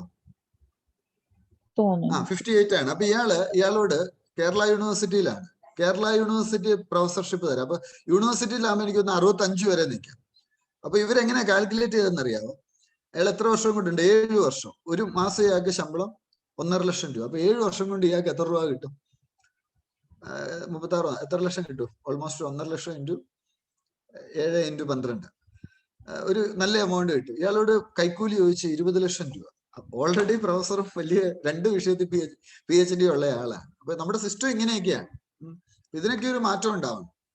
ഒരു നാഷണൽ എഡ്യൂക്കേഷൻ പോളിസി തീർച്ചയായിട്ടും ഇതിന് സഹായകരമാവും.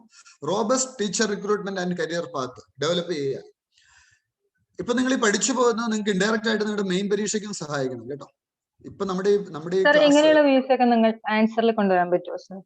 അല്ല, ഇത് നമ്മൾ ചർച്ചയ്ക്ക് നിങ്ങളുടെ ഒരു ഞാൻ പറയുന്ന ഇത് ആൻസറിൽ ഇങ്ങനത്തെ എക്സാമ്പിൾ ഒന്നും കൊണ്ടുവരേണ്ട കാര്യമില്ല. ഞാൻ റിയാലിറ്റി മനസ്സിലാക്കാൻ വേണ്ടി ഞാനത് സിറ്റുവേഷൻ മനസ്സിലാക്കാൻ പറഞ്ഞു തരുന്നു എന്നേ ഉള്ളൂ. അല്ല ആൻസറിലൊന്നും കൊണ്ടുവരണ്ട. ആൻസർ എപ്പോഴും ന്യൂട്രൽ ആയിരിക്കും. Promotions will be merit based ആവും. Multi source periodic performance appraisal വരും. പ്രൊഫഷണൽ സ്റ്റാൻഡേർഡ്സ് ഡെവലപ്പ് ചെയ്യുക. National Council for Teacher Education 2022 accreditation ഉണ്ട്. School education separate system policy മേക്കിങ്ങിന് വരുന്നു, റെഗുലേഷന് വരുന്നു, ഓപ്പറേഷൻസിന് വരുന്നു, അക്കാഡമിക് മാറ്റേഴ്സിന് വരുന്നു. നമ്മൾ ഫിൻലാൻഡിന്റെ ഒരു മോഡലാണ് നമ്മളിപ്പോ കാണുന്നത് കേട്ടോ. ഈ നാഷണൽ എഡ്യൂക്കേഷൻ പോളിസി കൊണ്ടുവരുന്നതിന് മുമ്പ് നമ്മളിപ്പോ ഫോക്കസ് ചെയ്യുന്ന ഫിൻലാൻഡിന്റെ ഒരു മോഡലാണ്. ഇങ്ങനത്തെ കാര്യങ്ങളിലൊക്കെ നമ്മൾ സെൻട്രൽ ഗവൺമെന്റിനെ അപ്രീഷിയേറ്റ് ചെയ്യണം. നല്ല പ്രൊജക്ടുകളാണ് ഈ കൊണ്ടുവരുന്നത്. നാഷണൽ എഡ്യൂക്കേഷൻ പോളിസി പോലെയുള്ള കാര്യങ്ങളൊക്കെ തന്നെ നല്ല കാര്യങ്ങൾ തന്നെയാണ്. പബ്ലിക് ഓവർസൈറ്റ് ഉണ്ട്, അക്കൗണ്ടബിലിറ്റി ഉണ്ട്. SCRT school quality assessment accreditation framework ഉണ്ട്. അപ്പൊ എന്ത് ചെയ്യും? സ്കൂൾസിന് അക്രഡിറ്റേഷൻ. ഇപ്പൊ കോളേജിന് NAAC അക്രഡിറ്റേഷൻ ഇല്ലേ? 5 സ്റ്റാർ 4 സ്റ്റാർ ഇല്ലേ കോളേജസിന്? അവർ കുറെ കാര്യങ്ങൾ നോക്കും. ഇൻഫ്രാസ്ട്രക്ചർ ഉണ്ടോ? എല്ലാം സ്കൂളുകൾക്ക് വേണം. സ്കൂളുകളിൽ ഇപ്പോ ഗേൾസ് ടോയ്ലറ്റ് ഇല്ലാത്ത എത്രയോ സ്കൂളുകൾ ഉണ്ടെന്ന് അറിയാമോ? അല്ലെ ഉപയോഗശൂന്യമായി. അപ്പൊ പല കാര്യങ്ങളില് അസസ്മെന്റ് ആവശ്യമാണ്. GER എത്രയില് 50% by 2035 ഗ്രോസ് എൻറോൾമെന്റ് റേഷ്യോ പ്രധാനമാണ്. Higher education and vocational education അത് കൂട്ടണം. ഈ പല ആളുകളും ഈ 10ാം ക്ലാസ് കഴിഞ്ഞിട്ടുള്ള വിദ്യാഭ്യാസമാണ് വലിയൊരു പ്രശ്നം. എൻറോൾമെന്റ് എന്ന് പറയുന്നത് വളരെ കുറവാണ്. ഇന്ത്യയില് 100 പേര് 1ാം ക്ലാസ്സിൽ ചേർന്നാല് ആ 100-ല് ഡിഗ്രി കഴിയുന്നവർ എത്ര പേരുണ്ടെന്ന്? 4 പേരേ ഉള്ളൂ. ആ ഡിഫറൻസ് നോക്കിയാട്ട് 100 പേര് 1ാം ക്ലാസ്സിൽ ചേർന്നിട്ട് 4 പേര് ഡിഗ്രി കഴിയാന്ന് വെച്ചാൽ എന്താണ്? അല്ലേ, കഷ്ടമല്ലേ? അപ്പൊ +2 കഴിഞ്ഞ് ഡിപ്ലോമ കോഴ്സ് എടുത്ത് പോകും. അത് എല്ലാം വരും. ഞാൻ പറഞ്ഞ +2 ലെവലിലേക്ക് നോക്കിയാൽ ഒരു 10-12 പേരൊക്കെ വരുന്നുള്ളൂ +2 ലെവല് കംപ്ലീറ്റ് ചെയ്യുന്നവർ. നമ്മൾ നമ്മുടെ ഇവിടുത്തെ ഒരു സ്റ്റാൻഡേർഡ് വെച്ചാണ് പറയുന്നത്. മറ്റു സ്ഥലങ്ങളിലൊക്കെ ഈ സ്കൂളിംഗ് ഒക്കെ കഴിഞ്ഞുള്ള ഹയർ എഡ്യൂക്കേഷൻ പലപ്പോഴും കുറവാണ്. അപ്പൊ ഇവിടുന്നുള്ള ഒരുപാട് പേര് ഗൾഫിൽ വർക്ക് ചെയ്യുന്നവര് +2 എഡ്യൂക്കേഷൻ അത്രേ ഉള്ളൂ സർ. അത്രേ ഉള്ളൂ അല്ലെ? 10ാം ക്ലാസ് അല്ലേ? അതെ. അങ്ങനെയുള്ളവരുണ്ട്. 10ാം ക്ലാസ് എഡ്യൂക്കേഷൻ നിർത്തും. ഞാൻ ഇപ്പോഴും ഓർക്കുന്നുണ്ട്. ഞാൻ ഒരു ജില്ലയിൽ വന്നിട്ട് ഒരു 10-15 വർഷം മുമ്പാണ് ഞാനൊരു വലിയ അവിടുത്തെ ഏറ്റവും പോപ്പുലർ സ്കൂള്, ആ സ്ഥലത്തെ ആ ടൗണിലെ ഏറ്റവും പോപ്പുലർ ഇംഗ്ലീഷ് മീഡിയം സ്കൂൾ. അപ്പൊ വീട്ടുകാർക്കൊക്കെ കാശുണ്ട്, മക്കളെ ഇംഗ്ലീഷ് മീഡിയത്തിലേക്ക് വിടും. അവിടെ ഞാൻ 10ാം ക്ലാസ്സിലെ പിള്ളേർക്ക് ക്ലാസ് എടുക്കാൻ വരും. അപ്പോ ഞാൻ ചോദിച്ചപ്പോൾ പറഞ്ഞു, ഇവന്മാരെല്ലാം പറഞ്ഞു ഞങ്ങള് വിദ്യാഭ്യാസം നിർത്തുവാന്ന്. മലപ്പുറത്തെ സംഭവമാണ്. മലപ്പുറത്ത് ലാഹിയ അങ്ങനെ എന്തോ പറഞ്ഞൊരു സ്കൂളിലാണ് ഞാൻ വന്നത് ഒരു 15 വർഷം മുമ്പ്. ഇപ്പൊ സിറ്റുവേഷൻ മാറിയിട്ടുണ്ട്. പെൺകുട്ടികളോട് ചോദിച്ചപ്പോൾ അവര് പറഞ്ഞു ഞങ്ങള് അധികം വൈകാണ്ട് വിവാഹം കഴിച്ചു പോയി. അപ്പൊ ഇത് പൈസ ഇല്ലാഞ്ഞിട്ടല്ല, കാര്യം അത്യാവശ്യം നല്ല സ്കൂളാണ്. ഈ പറഞ്ഞ സ്കൂൾ അവിടുത്തെ ഒരു പോപ്പുലർ സ്കൂളായിരുന്നു. 15 വർഷത്തോളം ആയെന്ന് തോന്നുന്നു. 2004-ലോ 2005-ലോ ഏതാണ്ടാണ് ഞാൻ വന്നത്. 15-20 വർഷമായി, 15-16 വർഷമായി. ഇപ്പൊ സിറ്റുവേഷൻ ഒക്കെ പതിയെ മാറി വരുന്നുണ്ട് അല്ലേ? ഇപ്പൊ സിറ്റുവേഷനിൽ മാറ്റമുണ്ട്, എന്താണെങ്കിലും മാറ്റം വരുന്നു. അപ്പൊ education policy GER gross enrolment ratio കൂട്ടുന്നുണ്ട്. പോസിറ്റീവ് ആയിട്ടുള്ള ഒരു കാര്യമാണ്. അപ്പൊ policy envisages broad based multidisciplinary holistic undergraduate education with flexible curriculum. ഇപ്പോഴത്തെ പുതിയ ഈ എന്താണ് കരിക്കുലത്തിൽ മൊത്തത്തിൽ മാറ്റം വരുന്നുണ്ട്. ഡിഗ്രി എത്ര നാളാണ് ഇനി വരാൻ പോകുന്നത്? പുതിയ ചേഞ്ച് നിങ്ങൾ കേട്ടായിരുന്നു. ഡിഗ്രി 4 വർഷം, PG എത്ര വർഷമാണ് വരുന്നത്? PG 1 വർഷമേ ഉള്ളൂ. ഓണേഴ്സ് ആണ് വരുന്നത്. ഓണേഴ്സ് ഡിഗ്രിയും ആ രീതിയിലോട്ട് ചേഞ്ച് ആകാൻ പാടില്ല. ഡിഗ്രി 4 വർഷമാക്കിയിട്ട് പോസ്റ്റ് ഗ്രാജുവേഷൻ 1 വർഷമാക്കുന്ന രീതിയിലുള്ള ചേഞ്ചസ് പറയുന്നുണ്ട്. പിന്നെ ഇപ്പോഴത്തെ രീതി എങ്ങനെയാണെന്നറിയാം, മൾട്ടിപ്പിൾ എക്സിറ്റ് ഓപ്ഷൻ ഉണ്ട്. അത് അറിഞ്ഞോ എങ്ങനെയാന്ന്? നിങ്ങൾ ഈ 5 വർഷത്തെ കോഴ്സിന് സെക്കൻഡ് ഇയറിൽ ഡിപ്ലോമ അങ്ങനെ ഫസ്റ്റ് ഇയറിൽ ഒരു സർട്ടിഫിക്കറ്റ് തരും, സെക്കൻഡ് ഇയർ വരെ വന്ന ഡിപ്ലോമ, തേർഡ് ഇയർ കഴിയുമ്പോഴോ, തേർഡ് ഇയർ ആണോ ഫോർത്ത് ഇയർ ആണോ, ഫോർത്ത് ഇയർ കഴിയുമ്പോൾ ഡിഗ്രി അല്ലേ? ഇങ്ങനെ ഓരോ ഘട്ടത്തിനനുസരിച്ച്. ഡിപ്ലോമ അല്ലല്ല, ആണോ തേർഡ് ഇയറിലാണോ ഡിപ്ലോമ വരുന്നത്? സെക്കൻഡ് ഇയറിലാണ്.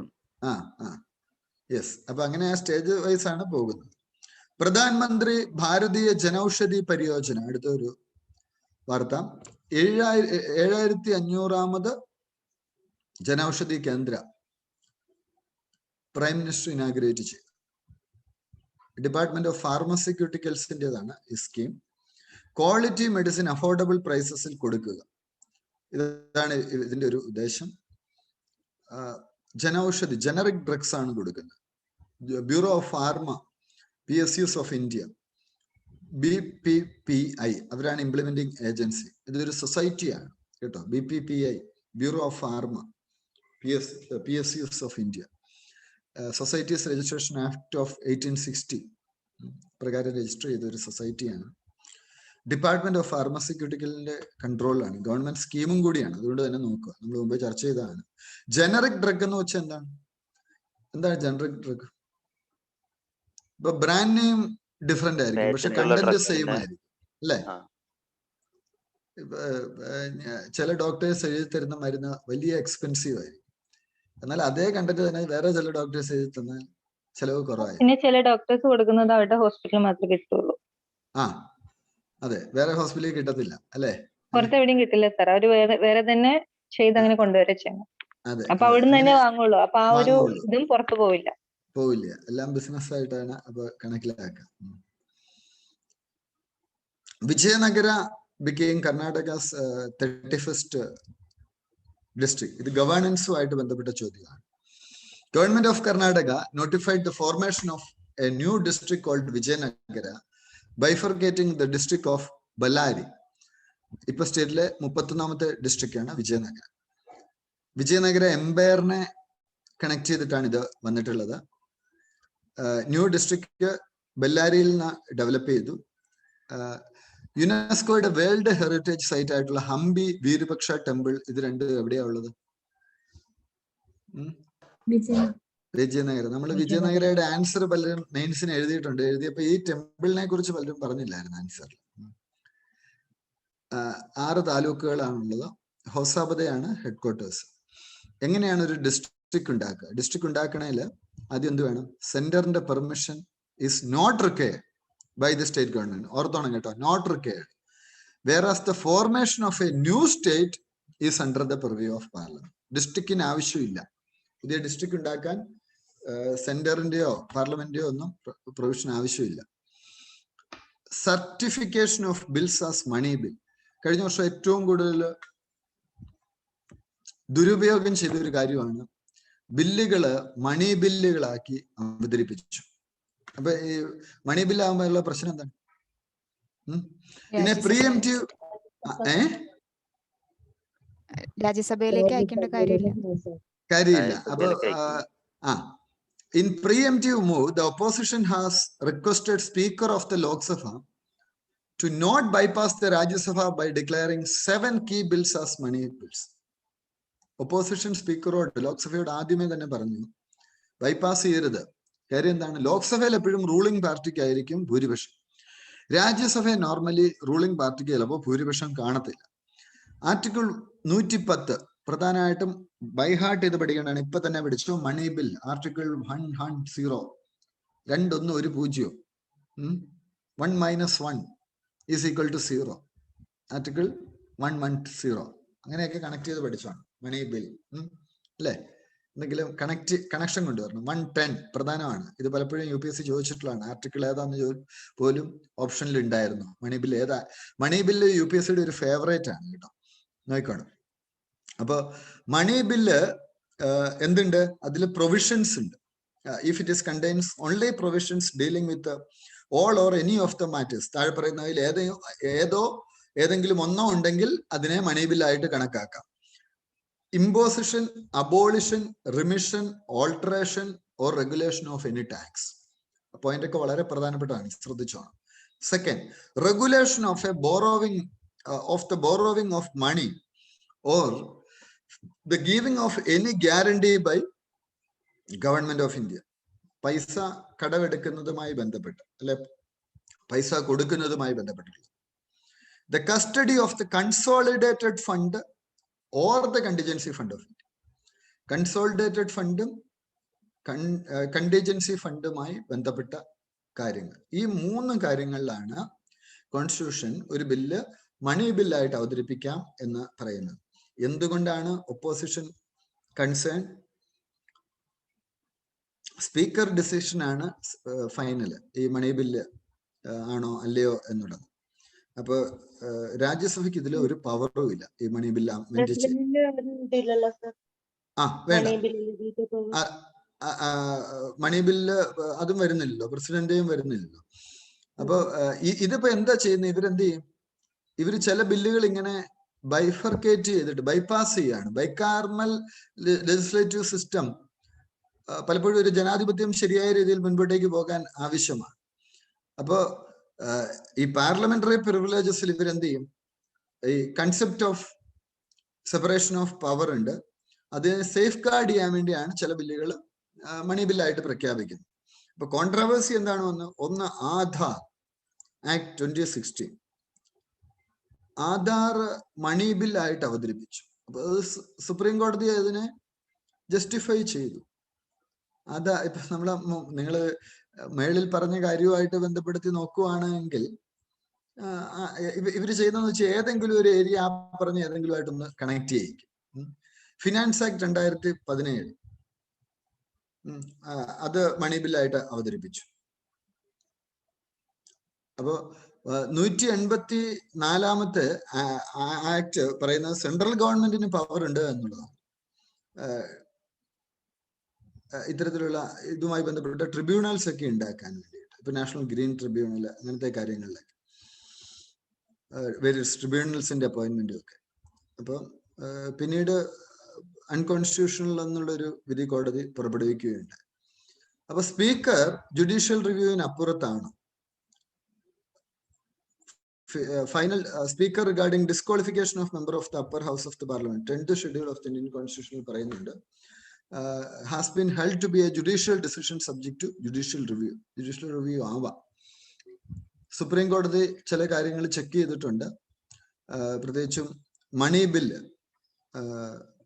സ്പീക്കറാണല്ലോ നോട്ടിഫൈ ചെയ്യുന്നത് മണി ബില്ലായിട്ട് ഇതിന്റെ പവറിൽ. അപ്പൊ സ്പീക്കറുമായി ബന്ധപ്പെട്ട് അടുത്ത കാലത്തുണ്ടായ ചിലത് anti defection law, certification of money bill, ഒപ്പം voice voting, work under pressure of the majority government എന്നുള്ള ഒരു കാര്യവും കൂടി സ്പീക്കർക്കെതിരെ പലപ്പോഴും ഉണ്ടാവുന്നു.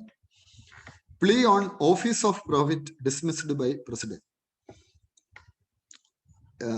രാജ്യസഭാ മെമ്പർ YSR കോൺഗ്രസ് പാർട്ടിയിലെ വി വിജയപതി റെഡ്ഡിനെ എന്ത് ചെയ്യണം? അയാള് ഓഫീസ് ഓഫ് പ്രോഫിറ്റ് എന്ന് വെച്ചാൽ എന്താ? ഒരിടത്ത് ജോലി ചെയ്യുമ്പോൾ മറ്റൊരിടത്ത് ശമ്പളം പറ്റാൻ പാടില്ല, അല്ലെ? 2 ശമ്പളം ഗവൺമെന്റ് പങ്കെടുത്താൻ പാടില്ല. അപ്പൊ റെഡ്ഡി എന്ത് ചെയ്തു? Special representative of Andhra Pradesh government ആയിട്ട് ഇയാളെ അപ്പോയിന്റ് ചെയ്യപ്പെട്ടപ്പോ അയാള് ശമ്പളം പറ്റി, അതുകൊണ്ട് ഇയാളെ എന്ത് ചെയ്യണം? ഇയാളെ പുറത്താക്കണം എന്നുള്ള ഒരു കേസ് വന്നു. പക്ഷെ ആ പ്ലീ പ്രസിഡന്റ് തള്ളിക്കളയുകയാണ് ചെയ്തു. ഇതിന്റെ പരിധിയിൽ വരില്ല എന്നുള്ളതാണ് അദ്ദേഹം പറഞ്ഞത്. ഓഫീസ് ഓഫ് പ്രോഫിറ്റ് എന്ന് വെച്ചാൽ ഞാൻ മുമ്പ് പറഞ്ഞതുപോലെ ഒരേ സമയം ഫിനാൻഷ്യൽ അതെ. അപ്പൊ നിങ്ങളിപ്പോ ഈ ശ്രീധരനൊക്കെ മെട്രോമാൻ ശ്രീധരൻ മെട്രോയുടെ ഡയറക്ടർ ആയിരിക്കുമ്പോൾ ശമ്പളം 10,000 രൂപ വാങ്ങിച്ച് എന്നൊക്കെ പറഞ്ഞ ഇത് വലിയ എന്താണ് അദ്ദേഹത്തിന്റെ മഹാമനസ്കത എന്നൊക്കെ പറഞ്ഞു വാർത്തകളെ കണ്ടിട്ടുണ്ട്. റിട്ടയർഡ് ആയിട്ടുള്ള ഒരാൾ വീണ്ടും ഗവൺമെന്റ് ജോബിലേക്ക് വന്നു കഴിഞ്ഞാൽ അയാളുടെ പെൻഷന്റെ ഒരു സെർട്ടൻ പെർസെന്റേജ് അയാൾക്ക് സാലറി ആയിട്ട് വാങ്ങാൻ പറ്റത്തുള്ളൂ. ചില കാര്യങ്ങളിൽ അങ്ങനെയുണ്ട്. അങ്ങനെയൊക്കെയുള്ള ചില കേസസിൽ അല്ലെങ്കിൽ അവര് സ്പെഷ്യൽ പ്രൊവിഷൻ ഉണ്ടാകും. സുപ്രീം കോടതി പറഞ്ഞ ഒരു കാര്യം എന്താണ്? ഒരേ സമയത്ത് 2 മേഖലയിൽ നിന്ന് അയാൾ പ്രോഫിറ്റ് ഉണ്ടാക്കാൻ പാടില്ല. അപ്പോയിന്റിങ് അതോറിറ്റി ആയിട്ടോ ഒക്കെയുള്ള രീതിയിൽ പാടില്ല. അപ്പം an office of profit is position in the government which cannot be held by an MLA or MP. അതിൽ നിന്ന് സാലറിയോ അങ്ങനെയുള്ള കാര്യങ്ങളൊന്നും ഏറ്റെടുക്കാൻ പാടില്ല. അപ്പൊ അങ്ങനെയുള്ള ഒരു കേസിൽ ഡിസ്ക്വാളിഫിക്കേഷൻ ആക്ടിന്റെ പരിധിയിൽ വരും എന്നാണ്. എന്തുകൊണ്ടാണ് MLA MPO office of profit നിൽക്കാൻ പാടില്ല എന്ന് പറയുന്നു? എന്തായിരിക്കും കാരണം? ഒന്ന്, അയാളുടെ താല്പര്യങ്ങൾ പോകും, അയാളുടെ പ്രയോറിറ്റി ചിലപ്പോൾ അതിലേക്ക് പോകും. പറ്റുമോ? അങ്ങനെയുള്ള സാഹചര്യങ്ങളൊക്കെ ഉള്ളതുകൊണ്ടാണ് അയാളുടെ പ്രധാനപ്പെട്ട ജോലി. ഇവിടെ ശമ്പളവും കാര്യങ്ങളും ഉണ്ടല്ലോ. MPമാർക്കൊക്കെ വലിയ ശമ്പളമാണ് അല്ലെ ഇന്ത്യയിൽ. MLAക്ക് അധികം ശമ്പളം ഇല്ല. MLAക്ക് 10-35,000 രൂപ ശമ്പളം ഉള്ളൂ. പക്ഷെ എനിക്ക് തോന്നുന്നു MPമാർക്ക് ബെനിഫിറ്റ്സ് എല്ലാം കൂടെ 1.5-2 പ്ലസ് ഉണ്ട്. പ്ലസ് അവർക്ക് ഒത്തിരി ഡ്രൈവറുടെ കോട്ട ഇതെല്ലാം കൂടെ നല്ല നല്ല ബെനിഫിറ്റ്സ്. അതെ, അക്കോമഡേഷൻ ഒക്കെ നല്ല കിടലാണ്. MPമാരുടെ ഫ്ലാറ്റ്സ് ഒക്കെ ഡൽഹിയിലൊക്കെ അടിപൊളിയാണ്. ഞാൻ MPമാരുടെ ഫ്ലാറ്റിലൊക്കെ പോയിട്ടുണ്ട്. അവിടെ നല്ല സൂപ്പറാണ്, നല്ല ഫെസിലിറ്റീസ് ഉണ്ട്. പിന്നെ ടിക്കറ്റ്സ് ഉണ്ട്, എയർ ടിക്കറ്റ്സ്, ഒത്തിരി ബെനിഫിറ്റ്സ് ഉണ്ട്. Associated members nominated four delimitation. ഒരു ഡൗട്ട് സാർ. ഈ ഗവൺമെന്റ് ജോബ്സിലല്ലേ പാടില്ല എന്നുള്ളൂ? പ്രൈവറ്റ് ജോബ്സിൽ വർക്ക് ചെയ്യാലോ MPമാർക്കും MLAമാർക്കൊക്കെ? ഇല്ലല്ലോ, പറ്റത്തില്ലല്ലോ. പ്രൈവറ്റ് ജോബ് എന്ന് വെച്ചാൽ എങ്ങനെ? അല്ല, ഈ അതിനകത്ത് പറയുന്ന ഇത്ര ഗവൺമെന്റിന് 100% ഷെയറോ അല്ലെങ്കിൽ 50% ഷെയറോ അവർക്ക് അവരുടെ പ്രൈവറ്റ് ജോബ് എന്ന് വെച്ചാൽ അവരുടെ ഓൺ ബിസിനസ്, അങ്ങനെയുള്ള ഡയറക്ടർ ആയിട്ടൊക്കെ അവർക്ക് നിൽക്കാം. ഇപ്പൊ മിക്കവാറും MPമാരൊക്കെ വലിയ ബിസിനസ്സുകാരൊക്കെ അല്ലേ, അത് ചെയ്യാം. അത് കുഴപ്പമില്ല. അവരുടെ ഓൺ ബിസിനസ്, അതുപോലെ ഡയറക്ടർ ആയിട്ട് നിൽക്കാം. അവരുടെ ഇൻസ്റ്റിറ്റ്യൂഷൻസിന്റെ അല്ലെ അവരുടെ ബിസിനസിന്റെ, അങ്ങനെയൊക്കെ. ഓഫീസ് ഓഫ് എനി പ്രോഫിറ്റ് എന്നല്ല, അല്ല, പ്രൈവറ്റ് ബിസിനസ് പറ്റും അവർക്ക്. ബിസിനസ് ജോലി അല്ലല്ലോ. അവർക്ക് ഈ പ്രൈവറ്റ് ജോലി അല്ലല്ലോ അവർ ചെയ്യുന്നത്. പ്രൈവറ്റ് മിക്കവാറും ഈ MPമാര് ജോലിയായിട്ടല്ലല്ലോ, അവരുടെ സ്വന്തം സ്ഥാപനങ്ങളല്ലേ റൺ ചെയ്യുന്നത്. ഇപ്പൊ വിജയ് മല്യ MP ആയിരുന്നു, അയാളുടെ സ്വന്തം സ്ഥാപനമല്ലേ റൺ ചെയ്യുന്നത് ഇപ്പൊ, അല്ലേ? പക്ഷെ ഇപ്പൊ സുരേഷ് ഗോപിയൊക്കെ അയാൾ ആക്ടർ എന്നുള്ള രീതിയിലും പ്രതിഫലം പറ്റുന്നുണ്ടല്ലോ, അല്ലേ? പറ്റും, അത് പറ്റും. ഓഫീസ് ഓഫ് പ്രോഫിറ്റിൽ വരുന്നത് ഗവൺമെന്റിന്റെയാണ്, ഗവൺമെന്റ് സാലറി വരുന്നതാണ്. ലോക്സഭാ സ്പീക്കർ 15 മെമ്പേഴ്സിനെ ജമ്മു ആൻഡ് കാശ്മീരിൽ നിന്നുള്ള ആളുകളെ ഡീലിമിറ്റേഷൻ കമ്മിറ്റിയുടെ അസോസിയേറ്റ് മെമ്പറായിട്ട് ആസാം, മണിപ്പൂർ, നാഗാലാൻഡ്, അരുണാചൽ, ജമ്മു ആൻഡ് കാശ്മീർ വെച്ചു. ഡീലിമിറ്റേഷൻ എന്ന് വെച്ചാൽ പാർലമെന്ററി കോൺസ്റ്റിറ്റ്യുവൻസി അല്ലെങ്കിൽ അസംബ്ലി കോൺസ്റ്റിറ്റ്യുവൻസി വീണ്ടും പുനർക്രമീകരിക്കുന്ന പ്രക്രിയക്കാണ് ഡീലിമിറ്റേഷൻ എന്ന് പറയുന്നത്. ഈ ഡീലിമിറ്റേഷൻ എന്തിനാണ് ചെയ്യുന്നത്? Redraw boundaries. കാരണം ഓരോ വർഷം ചെല്ലുന്തോറും ആളുകളുടെ എണ്ണത്തിലും മറ്റുമൊക്കെ മാറ്റങ്ങൾ ഉണ്ടാവാം. ചില സമുദായം കൂടുതലായിട്ട് വരാം, കുറയാം. ഇതൊക്കെ കണക്കിലെടുത്തിട്ടാണ് ഇത്തരത്തിലുള്ള ഒരു ഡീലിമിറ്റേഷൻ പ്രോസസ്സ് പോകുന്നത്. എല്ലാ സെൻസസിന് ശേഷവും ആർട്ടിക്കിൾ 170 പറയുന്നു, state also get divided into territorial constituencies as per delimitation act after every census. Under article 82 of the constitution പറയുന്നു, parliament enacts delimitation act after every census. അപ്പം ചീഫ് ഇലക്ഷൻ കമ്മീഷണർ ഉണ്ട്, അദ്ദേഹം ex officio മെമ്പറാണ്. ഇതിൽ ഗവൺമെന്റിന്റെ ആളുകളുണ്ട്, ഒരു ജഡ്ജുണ്ട്, supreme കോടതി ജഡ്ജുണ്ട്. പിന്നെ ആരാണ് വരിക? പിന്നെ നോമിനേറ്റഡ് മെമ്പേഴ്സ് വരും. അവരെല്ലാം തന്നെ ഡീലിമിറ്റേഷൻ കമ്മീഷനിൽ അംഗങ്ങളായിട്ട് വരും. 4 തവണ ഡീലിമിറ്റേഷൻ കമ്മീഷൻസ് ഇന്ത്യയിൽ വന്നിട്ടുണ്ട്. 52-ൽ വന്നു, 63 വന്നു, 73 വന്നു, 2002 വന്നു. 4 തവണ. ആ പീരീഡ് ഒന്ന് ഓർത്തോണം. 4 തവണ. ഈ 4 തവണത്തെയും വളരെ പ്രധാനപ്പെട്ട.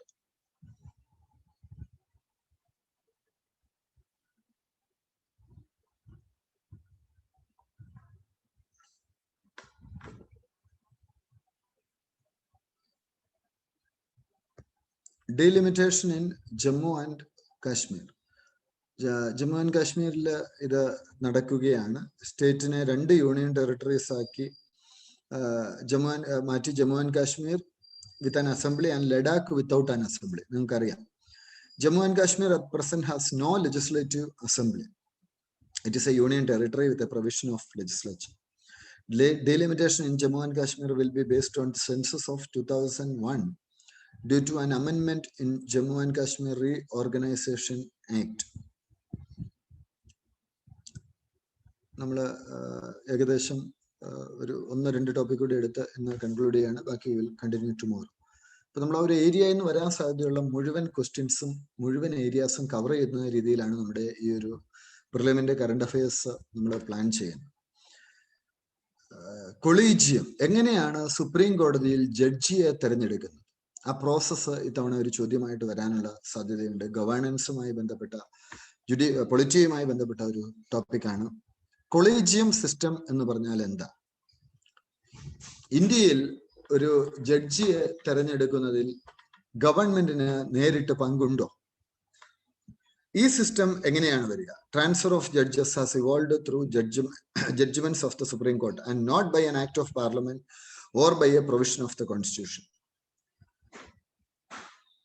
അപ്പോയിന്റ്മെന്റും ട്രാൻസ്ഫറും സുപ്രീം കോടതിയുടെ ഇടപെടലിലാണ് നടക്കുന്നത്. പാർലമെന്റ് ആക്ട് പ്രകാരമോ കോൺസ്റ്റിറ്റ്യൂഷണൽ പ്രൊവിഷൻ പ്രകാരമോ അല്ല നടക്കുന്നത്. കൊളീജിയമാണിത് തീരുമാനിക്കുന്നത്. എന്താണ് കൊളീജിയം? ഈ കൊളീജിയമാണ് എലവേഷൻ ഓഫ് ജഡ്ജസ് തീരുമാനിക്കുന്നത്. ഹൈക്കോടതിയിലെയും സുപ്രീം കോടതിയിലെയും ഒക്കെ എലവേഷൻ, അവരുടെ അപ്പോയിന്റ്മെന്റ്സ്, ഈ കാര്യങ്ങളെല്ലാം തന്നെ. ട്രാൻസ്ഫർ ജസ്റ്റിസ് പറയുന്നവര് പ്രസിഡന്റ് അപ്പോയിന്റ് ചെയ്യില്ല. അതെ അതെ അതെ അതെ അതെ. അപ്പം കോമ്പോസിഷൻ ഓഫ് കൊളീജിയം അതിൽ ആരൊക്കെയാണ് വരുന്നത്? Chief Justice of India, 4 other senior most judges of the court ഉണ്ട്. അപ്പൊ പ്രൊസീജിയർ എങ്ങനെയാണ്? ചീഫ് ജസ്റ്റിസ് ഓഫ് ഇന്ത്യയും സുപ്രീം കോടതി ജഡ്ജസും, President of India appoint CJI and other Supreme കോടതി ജഡ്ജസ്. അപ്പോയിന്റ്മെന്റ് മനസ്സിലാക്കും. CJI അദ്ദേഹം എന്ത് ചെയ്യും? സുപ്രീം കോടതിയുടെ ഇപ്പോഴത്തെ ചീഫ് ജസ്റ്റിസ് ആണ്. ഇനിയിപ്പോ അടുത്ത ആരാ ചീഫ് ജസ്റ്റിസ് ആയിട്ട് വരുന്നു? നമ്മൾ കഴിഞ്ഞ ദിവസം കണ്ടു, ജസ്റ്റിസ് രമണ അല്ലെ? ഇപ്പൊ ആരെയാണ് ചീഫ് ജസ്റ്റിസ്? ബോബ്ഡെ. അപ്പൊ അദ്ദേഹമാണ് ഈ അടുത്ത ജസ്റ്റിസിനെ റെക്കമെൻഡ് ചെയ്യുന്നത്. ജഡ്ജസ് എന്ത് ചെയ്യും? SC judges. For other judges of the apex court the proposal is initiated by the CJI and recommended by collegium of CJI and for senior most judges. അപ്പൊ ഈ കൊളീജിയത്തിലെ ഭൂരിഭാഗം ആളുകൾ സപ്പോർട്ട് ചെയ്യും. ചീഫ് ജസ്റ്റിസ് ഓഫ് ഹൈക്കോർട്ടിനെ എങ്ങനെ appoint ചെയ്യും? Chief Justice of high court is appointed as per the policy of having chief justices from outside the respective states. Collegium takes the call on the elevation. Same ആ സ്റ്റേറ്റ്സിന് പുറത്തുള്ള chief justices, the chief justice of high courts is appointed as per the policy of having chief justices from outside the respected states. അവിടെ നിന്നുള്ള ആളുണ്ടാവും. എന്നിട്ട് collegium തന്നെയാണ് തീരുമാനമെടുക്കുന്നത്. Chief Justice of India ഏറ്റവും senior ആയിട്ടുള്ള 2 ജഡ്ജിമാരോട് കൂടി ആലോചിച്ചിട്ടാണ് appointment നടത്തുന്നത്. ഹൈക്കോടതി ജഡ്ജിനെ അപ്പോയിന്റ് ചെയ്യുന്നത് എന്താണ്? പ്രപ്പോസൽ ചീഫ് ജസ്റ്റിസ് ഓഫ് ഹൈക്കോർട്ടാണ് ഇനിഷ്യേറ്റ് ചെയ്യുന്നത്, ജഡ്ജിയെ തെരഞ്ഞെടുക്കുക. റെക്കമെൻഡേഷൻ ചീഫ് മിനിസ്റ്റർക്ക് അയക്കും. അദ്ദേഹം governor, who advises the governor to send the proposal to the union law minister. അദ്ദേഹം ഗവർണറോട് ലോ മിനിസ്റ്റർക്ക് പ്രപ്പോസൽ കൊടുക്കാൻ പറയും. ആ പോയിന്റ് ഒന്ന് നോക്കണം. ചീഫ് മിനിസ്റ്റർ റെക്കമെൻഡേഷൻ നേരെ അങ്ങോട്ട് പോകും, ഹൈക്കോടതി ചീഫ് ജസ്റ്റിസിൽ നിന്ന്. അദ്ദേഹം ഗവർണറെ അഡ്വൈസ് ചെയ്യും. ഗവർണർ ലോ മിനിസ്റ്റർക്ക് പ്രപ്പോസൽ കൊടുക്കും. Complete material would then forwarded to Chief Justice of India for his advice. Chief Justice of India would, in consultation with the 2 senior most judges of the Supreme Court, form his opinion in this regard and recommended him as the judge to the High Court. ഇങ്ങനെയാണ് വരുന്നത്. അപ്പൊ നമ്മൾ ഇന്നത്തെ class ഏതാണ്ട് ഇവിടെ അവസാനിപ്പിക്കുകയാണ്. ബാക്കി നമ്മൾ നാളെ കണ്ടിന്യൂ ചെയ്യും. ഫോളോ ചെയ്യാൻ പറ്റുന്നുണ്ടോ? അപ്പൊ നമ്മൾ ഫുൾ ഏരിയ കവർ ചെയ്യാണ്. നമ്മൾ 360 ഡിഗ്രി ആംഗിളിൽ നമ്മൾ ടോപ്പിക്സ് കവർ ചെയ്യുന്നു. ഒരു 1.5 മണിക്കൂറായിരിക്കും ക്ലാസ് വരിക. സാർ ഈ മെറ്റീരിയൽ മെറ്റീരിയൽ ഞാൻ ക്ലാസ് കഴിഞ്ഞിട്ട് തരാം. ഇത് തീരട്ടെ, ടോപ്പിക് തീർന്നു കഴിയുമ്പോൾ ഞാൻ ഇത് ഷെയർ ചെയ്ത് തരാം കേട്ടോ. Okay, all the best. Thank you sir. Thank you sir. Good day.